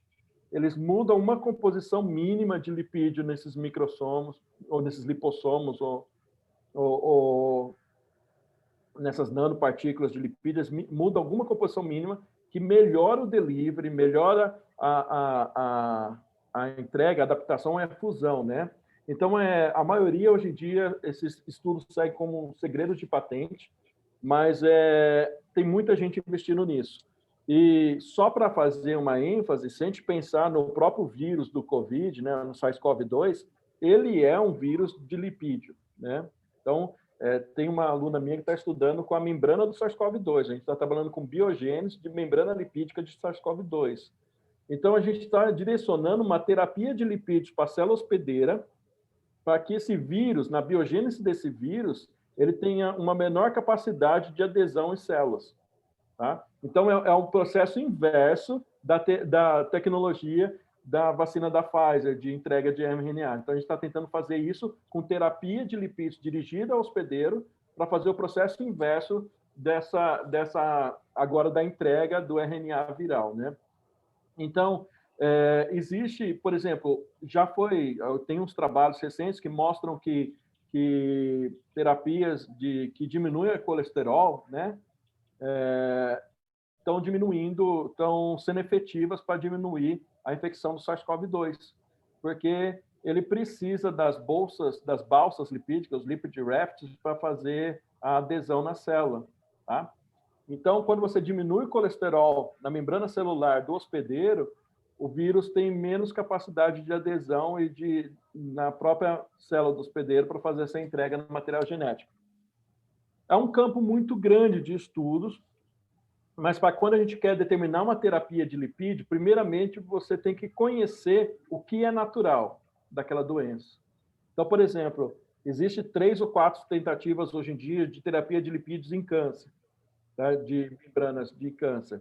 Então, primeiro você tem que ter o seu modelo de câncer, tem que estudar o delta tissue, que a gente chama a mudança de atividades ou conformação, ou crescimento desse câncer ao longo do desenvolvimento dele, e entender como todo o metabolismo ou como toda a formação de membrana é diferenciada ao longo desse processo.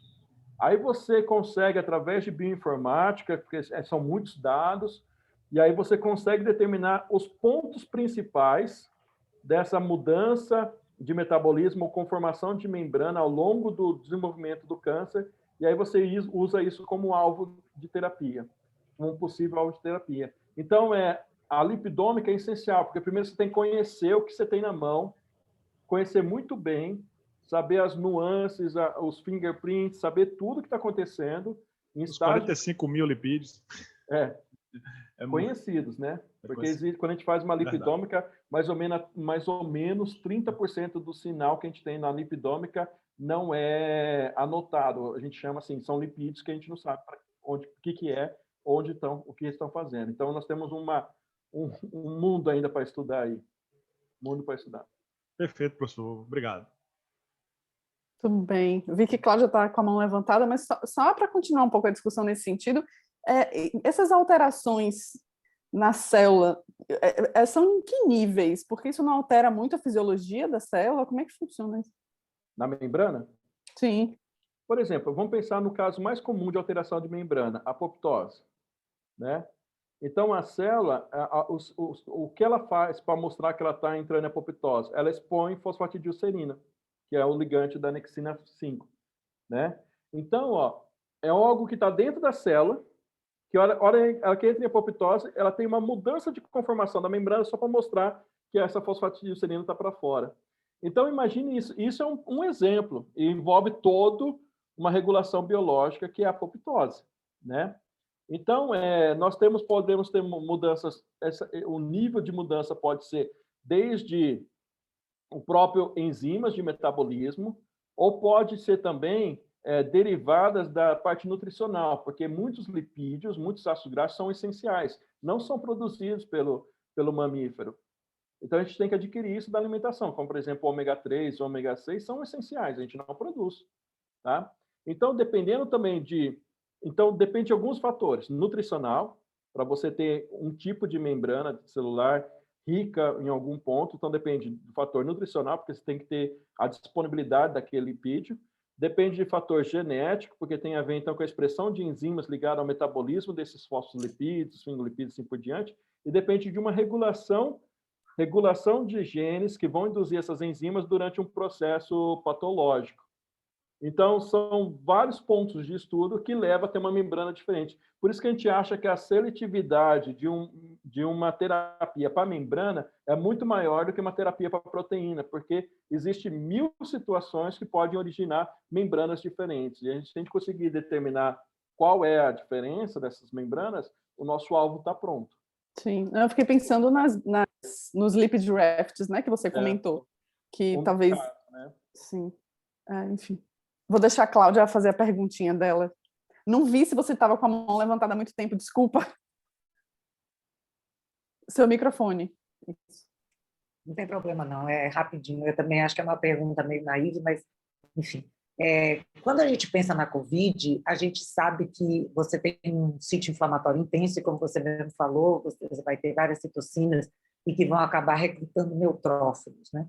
Então, esses eicosanoides, no caso da Covid, elas estão principalmente derivadas dos macrófagos, dos próprios macrófagos alveolares que estão lá, ou são os neutrófilos que também são as grandes fontes desses lipídios? Eu acho que é tudo, Cláudia, porque geralmente o neutrófilo produz muito leucotriene e pouca prostaglandina, né?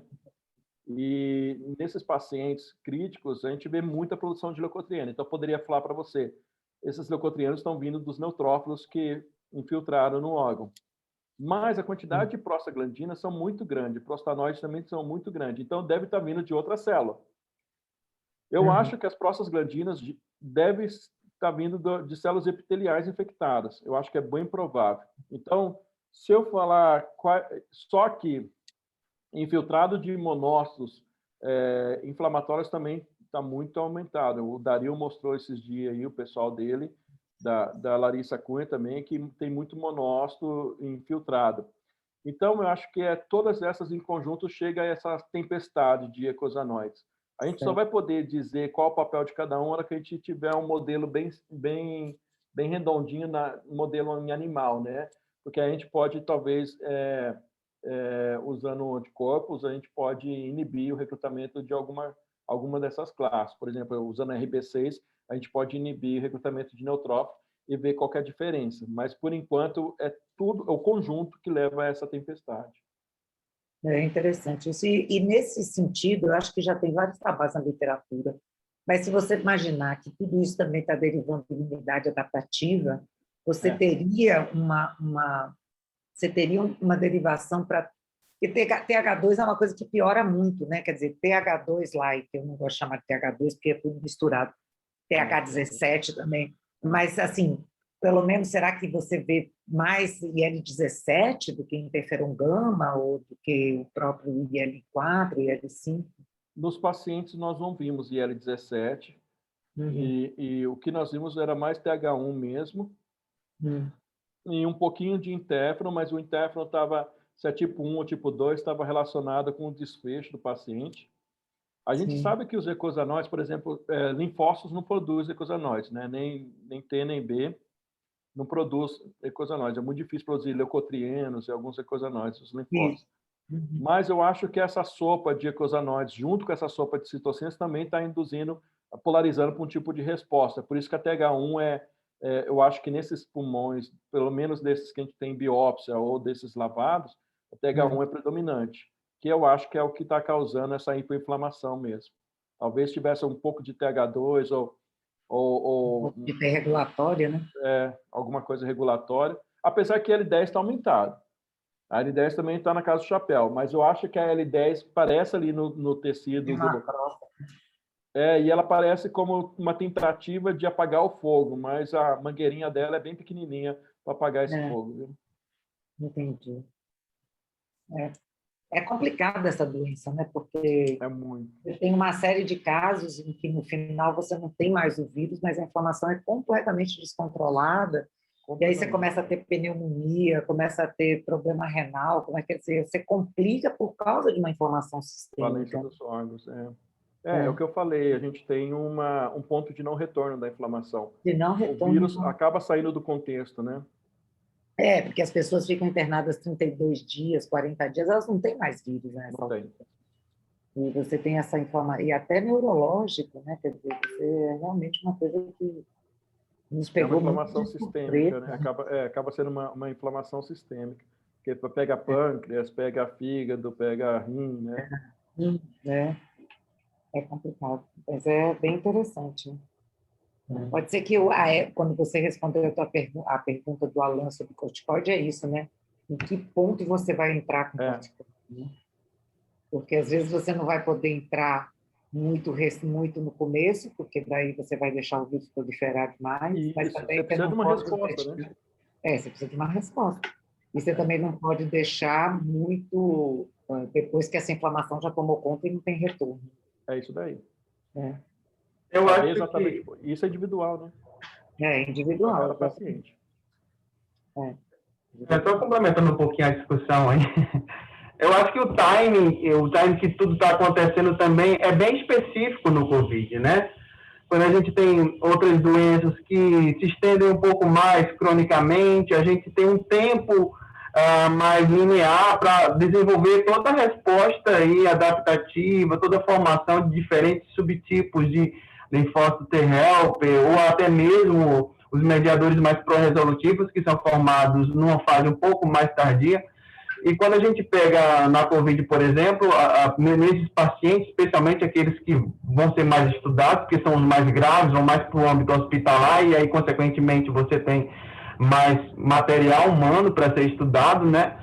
Eles evoluem muito rápido e você acaba tendo essa inflamação muito exacerbada, muito no começo, e dependendo do tempo em que for coletadas essas amostras desses pacientes, você teve uma resposta muito intensa, mas ao mesmo tempo, às vezes, não deu tempo para que as respostas imunes, né, mais adaptativas, ou até mesmo aquelas mais dependentes de resposta inata, mas que são um pouco mais demoradas de acontecer, elas se desenvolvem no tempo que a gente conhece para a maioria das outras doenças que são um pouco mais prolongadas, as doenças crônicas principalmente, que a gente consegue entender melhor tanto o papel de células regulatórias, dessas citocinas mais dependentes de linfócitos T de populações específicas e até mesmo desses mediadores que são formados numa fase um pouco mais tardia da resposta.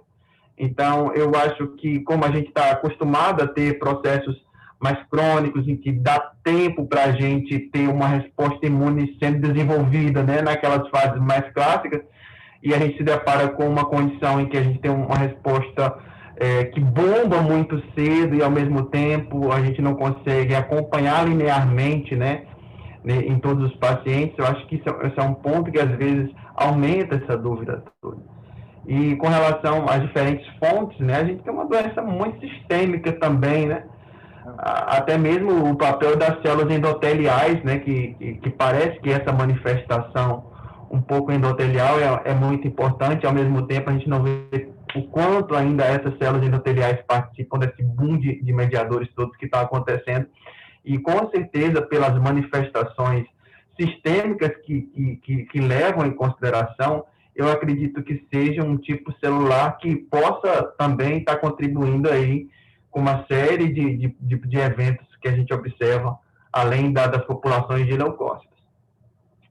Não, pode passar. Desafiadora, porque não é, geralmente a gente está acostumado com tudo ou nada, né? Então você tem uma inflamação, você usa um coxib, usa um corticoide, você inibe aquela inflamação e segue sua vida.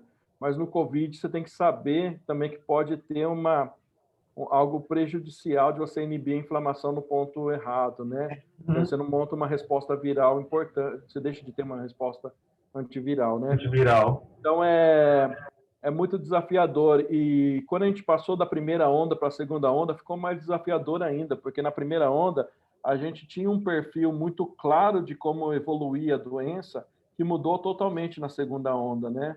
Então, aquele ponto que a gente estava quase acertando o ponto de tratamento com corticoide na primeira onda, a gente já não tem mais isso na segunda onda, né?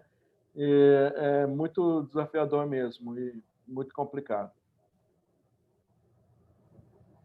A Valéria chegou aí. Val, você quer falar alguma coisa? Acho que a imagem dela está congelada para mim. Não? Ela caiu agora. Eu também tive essa impressão. Mais algum aluno tem alguma pergunta que iria fazer? Na hora que ela voltou... Olhando pelo exemplo do Alan, viu? Todas as perguntas são importantes, tá? Não existe pergunta... Por mais que nós somos especialistas em um determinado assunto, eu gosto de perguntas básicas, porque isso mostra que a gente precisa pensar no mínimo ali, no início da situação, e geralmente só pensa no complexo, né? Então, eu gosto de perguntas básicas, não ficam com vergonha, não. Nath, é para anunciar aí a fala do Theo. Você está com cartaz aí? Ah, tá, bem lembrado. Peraí, vou projetar aqui. Minutos. Sim. Projeta aí, por favor.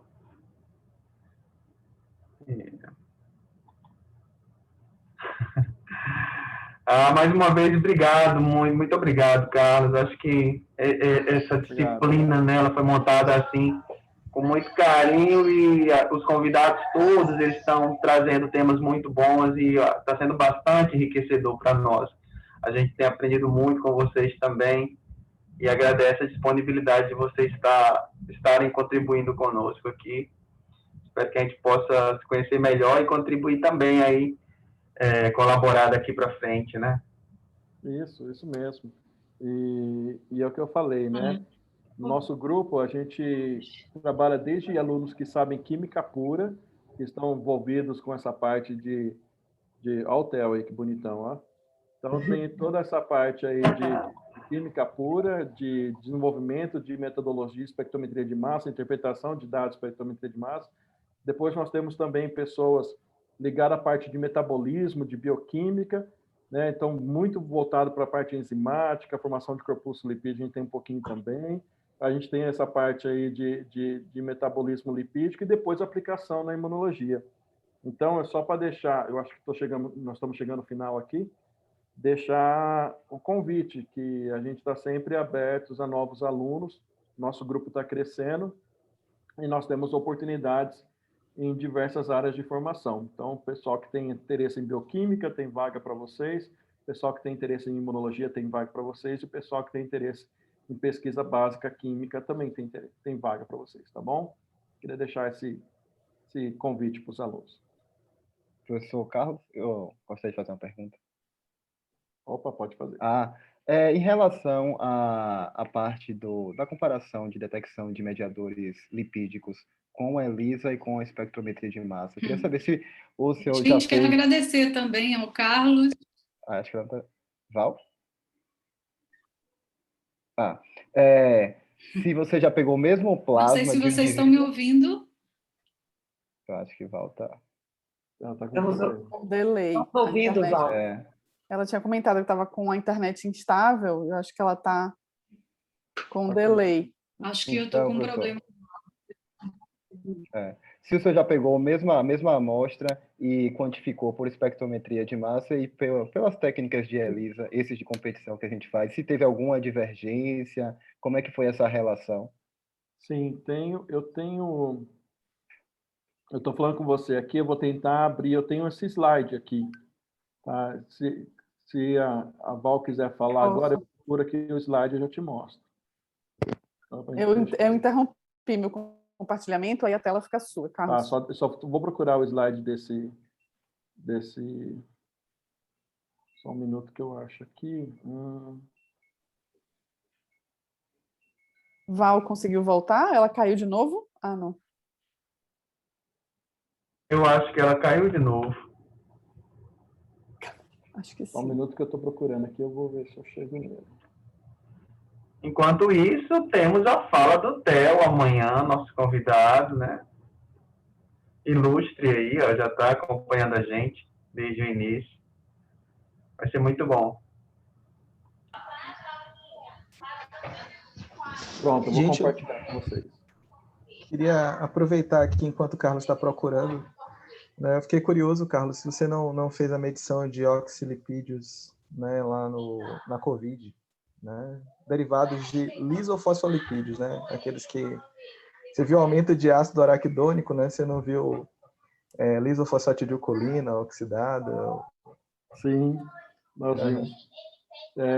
Esse daí é um trabalho de doutorado aqui nosso, né? E PAF está envolvido, lisofosfatidilcolina do tipo não PAF também, e a parte do líquido surfactante, nós vimos alguns compostos oxidados que não são diretamente ligados à oxidação de ozônio, mas que pode ter também um papel inflamatório.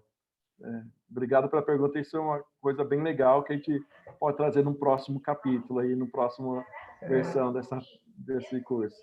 Eu fiquei até curioso, porque alguns podem induzir, né, uma célula espumosa, mas alguns podem ter, inclusive, um efeito anti-inflamatório também, não sei. Sim, sim. Mas o PAF, por exemplo, aumenta o corpúsculo, né? Você sabe, né? E ele faz parte de vários mecanismos de aumento de corpúsculo, né? O PAF. E justamente os monócitos nós fizemos tentamos fazer microscopia eletrônica, estamos fechando a microscopia eletrônica de biópsia, de pedaços de biópsia de pulmão desses pacientes em estado grave, e parece que tem mais corpúsculo mesmo, e justamente correlaciona com o aumento de PAF. Então, agora a gente está tentando conseguir vaga aqui na NB3 para conseguir trabalhar com os animais, para a gente passar para experimentos mais controlados em animais que expressam aumento de expressão de AC2, né? E aí tentar ver realmente o mecanismo, se pode ser via PAF, esse aumento de corpúsculo no pulmão. Bom, vocês estão vendo aqui, né? A projeção? Olha só. Esse daqui é bem interessante. Aqui são macrófagos diferenciados de medula, e aí a gente faz depois um tratamento com onóforo de cálcio para ele fazer o release, para ele jogar para fora todos os mediadores lipídicos que ele produziu nesse processo aqui de primar, que foi um prime, depois acho que foi colocado LPS. Bom, quando a gente faz essas dosagens por kit de ELISA, né? Então eu tenho aqui, ó, 1,5 nanogramas de prostaglandina E2 e mais ou menos 1,7 nanograma de prostaglandina D2.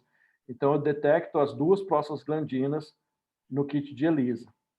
Quando eu vou para a espectrometria de massa, que eu falei para vocês que eu consigo separar as duas prostaglandinas por tempo de retenção na espectrometria de massa, e aqui está a estrutura delas, então a D2, essa daqui, ó, vocês podem ver que no ciclopentano, a dupla O está aqui embaixo, e a prostaglandina E2, no ciclopentano, a dupla O está aqui em ortopara, né? Então, a posição dela. Mas é a mesma molécula, só muda a posição desses dois conjuntos aqui, desses substituintes. E aí eu consigo separar isso na cromatografia, e quando eu vou olhar essa mesma amostra aqui que eu passei no ELISA, que ele detectou 1,5 de prostaglandina E2 e quase 2 de prostaglandina D2, quando eu faço isso no espectrometria de massa, eu vejo que só D2 foi produzido. Tá? Mostrando que essa quantidade de E2 aqui foi detectado é cross-reatividade desse kit de ELISA com a D2, porque na realidade só a D2 produziu. Então, se eu olho isso daqui com esse aspecto só pelo lado de ELISA, eu falo, olha, o macrófago derivado de medula óssea nesse tipo de prime, ele é capaz tanto de produzir prostaglandina E2, que é inflamatória, como a D2, que pode ser mais de regulação, ou seja, ele produz ambas prostaglandinas, mas na verdade ele só produz a D2. Então isso leva a uma conclusão muito errada. Entendi. Inclusive lá, quando você vai comprar o kit, né, tem várias as porcentagens de reação cruzada com os outros mediadores lipídicos. Agora, isso foi com, por exemplo, com o LTB4 também, ou foi algo exclusivo do PGE2? O PGE2 fica muito claro, porque eu tenho a isomeria de molécula KD2, então é bem legal mostrar essa diferença, né? Mas o que acontece na quantidade de reação cruzada dos kits? Se você olhar, a reação cruzada é muito pouca. Então, por exemplo, eles colocam, no kit de leucotrieno B4, eu tenho 0,1% de reação cruzada com leucotrieno D4, por exemplo, né? Ou outro leucotrieno trans, leucotrieno não sei o quê. Só estou chutando aqui, não sei de cor. Mas se você pensar, com ácido araquidônico, isso é legal. Eu acho que eles colocam que tem 0,1% de reação cruzada com ácido araquidônico. Mas se você chutar, você considerar que leucotrieno B4 é feito na casa de femtomols e ácido araquidônico é na casa de micromols, então essa 0,1% pela quantidade de moléculas que estão ali de ácido araquidônico pode dar uma interferência muito grande no resultado final. Então a porcentagem de reação cruzada tem que ser levado em conta também a quantidade de produção desse metabólito. Então, se um metabólito é produzido em uma quantidade muito grande, mesmo com a porcentagem de reação cruzada muito baixa, ele sobressai ao real. E aí você tem um falso positivo. Entendeu? Entendi. Obrigado.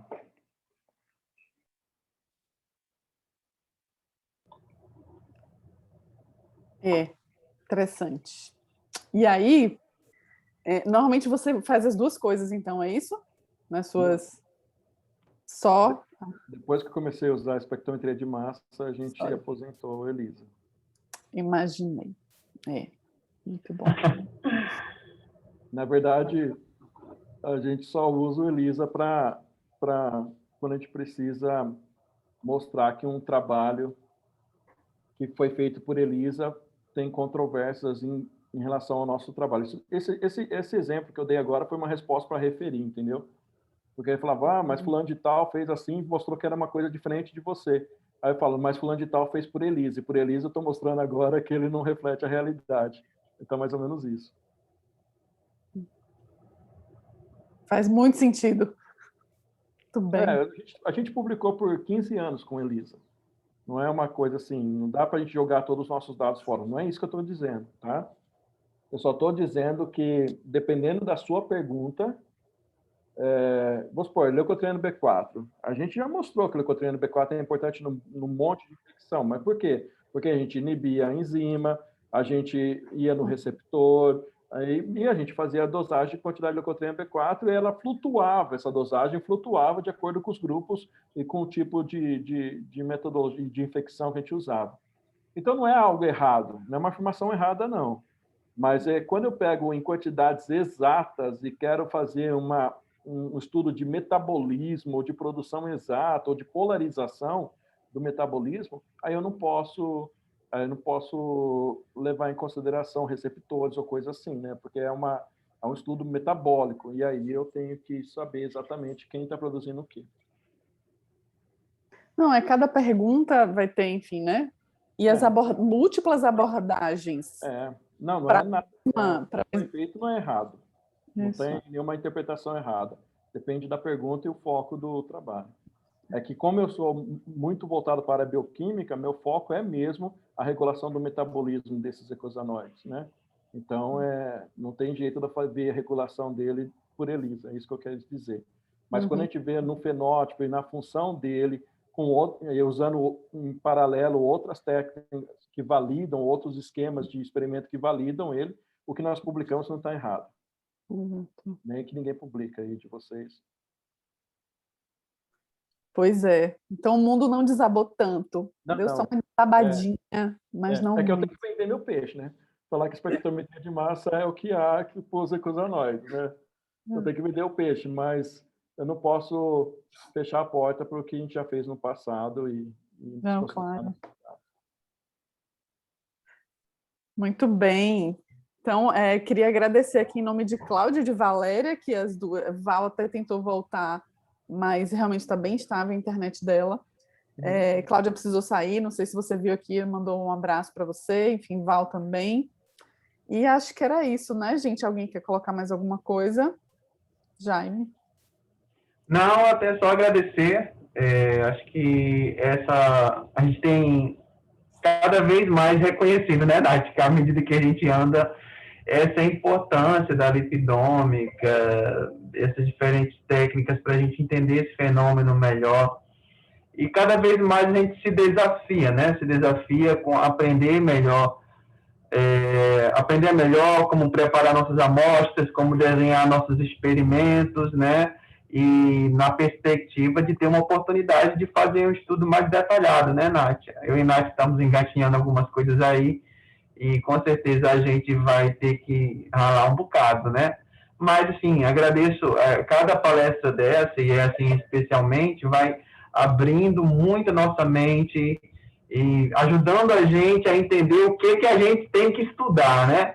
E agradeço mesmo, em nome de todos. A Val está falando que a internet dela está muito oscilando, mas agradece pela excelente apresentação. Está aí no chat a mensagem completa para você. Obrigado. E fica o nosso abraço aí e desejamos que no próximo ano tenha mais, né, Nath? E que você volte de novo. Não, estamos aí. Eu queria deixar de mensagem final que a lipidômica tem muitas limitações ainda, né? Então, nós estamos trabalhando para eliminar essas limitações. E quando trabalha com mediadores lipídicos, a gente tem que entender que eles são produzidos, eles são secretados, eles são regulados. Então, o material de partida é muito importante, a fase pré-analítica é muito importante, como conserva as amostras é muito importante. Então, como uma técnica muito sensível, não pode ter oxidação, não pode ter... Então, existe muitas coisas que limitam a lipidômica, principalmente no estudo de eicosanoides.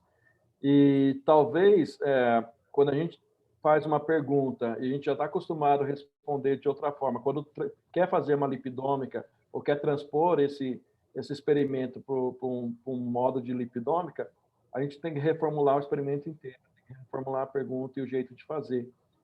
Então, não é tão trivial. E é por isso que a gente trabalha, né? Para que isso seja... Esse é o ponto, né? Às vezes eu estava pensando nisso exatamente agora, coletando material mais voltado para os ensaios que a gente tem condições de fazer aqui, de PCR, né, de ELISA, né, de algumas técnicas que a gente faz aqui. Aí eu estava pensando como seria coletar, armazenar essas amostras na perspectiva de guardar, por exemplo, para fazer isso por lipidômica. Acho que é uma coisa que eu vou ter que entender um pouco mais. São muitas coisas, muitos detalhes para chegar até. Mas obrigado, pessoal, e eu espero também, depois quando eu tiver o nosso curso aqui, eu anuncio para vocês, tá? E eu espero que os alunos tenham aproveitado, entendido um pouco mais. Eu sei que fica um overview que a gente não consegue aprofundar, mas eu acho que passa uma ideia geral de onde eles procurarem para saber mais sobre o assunto, né? Então, muito obrigado pela oportunidade mesmo e estou sempre à disposição de vocês. A gente que agradece e espera contar com você, né? Claro, em outras aulas e colaborações e tudo mais que vier por aí. Muito obrigada mais uma vez pela excelente aula. E queria só reforçar amanhã nosso convidado é Theo, que vocês já conheceram hoje aqui, para quem não conhecia, vai falar também de novo de corpúsculos mediadores lipídicos o que vai ser de novidade para o que a gente vem conversando aqui, que ele vai tratar dos protozoários que são patogênicos. Então, esperamos todos aqui amanhã de novo, às 14h,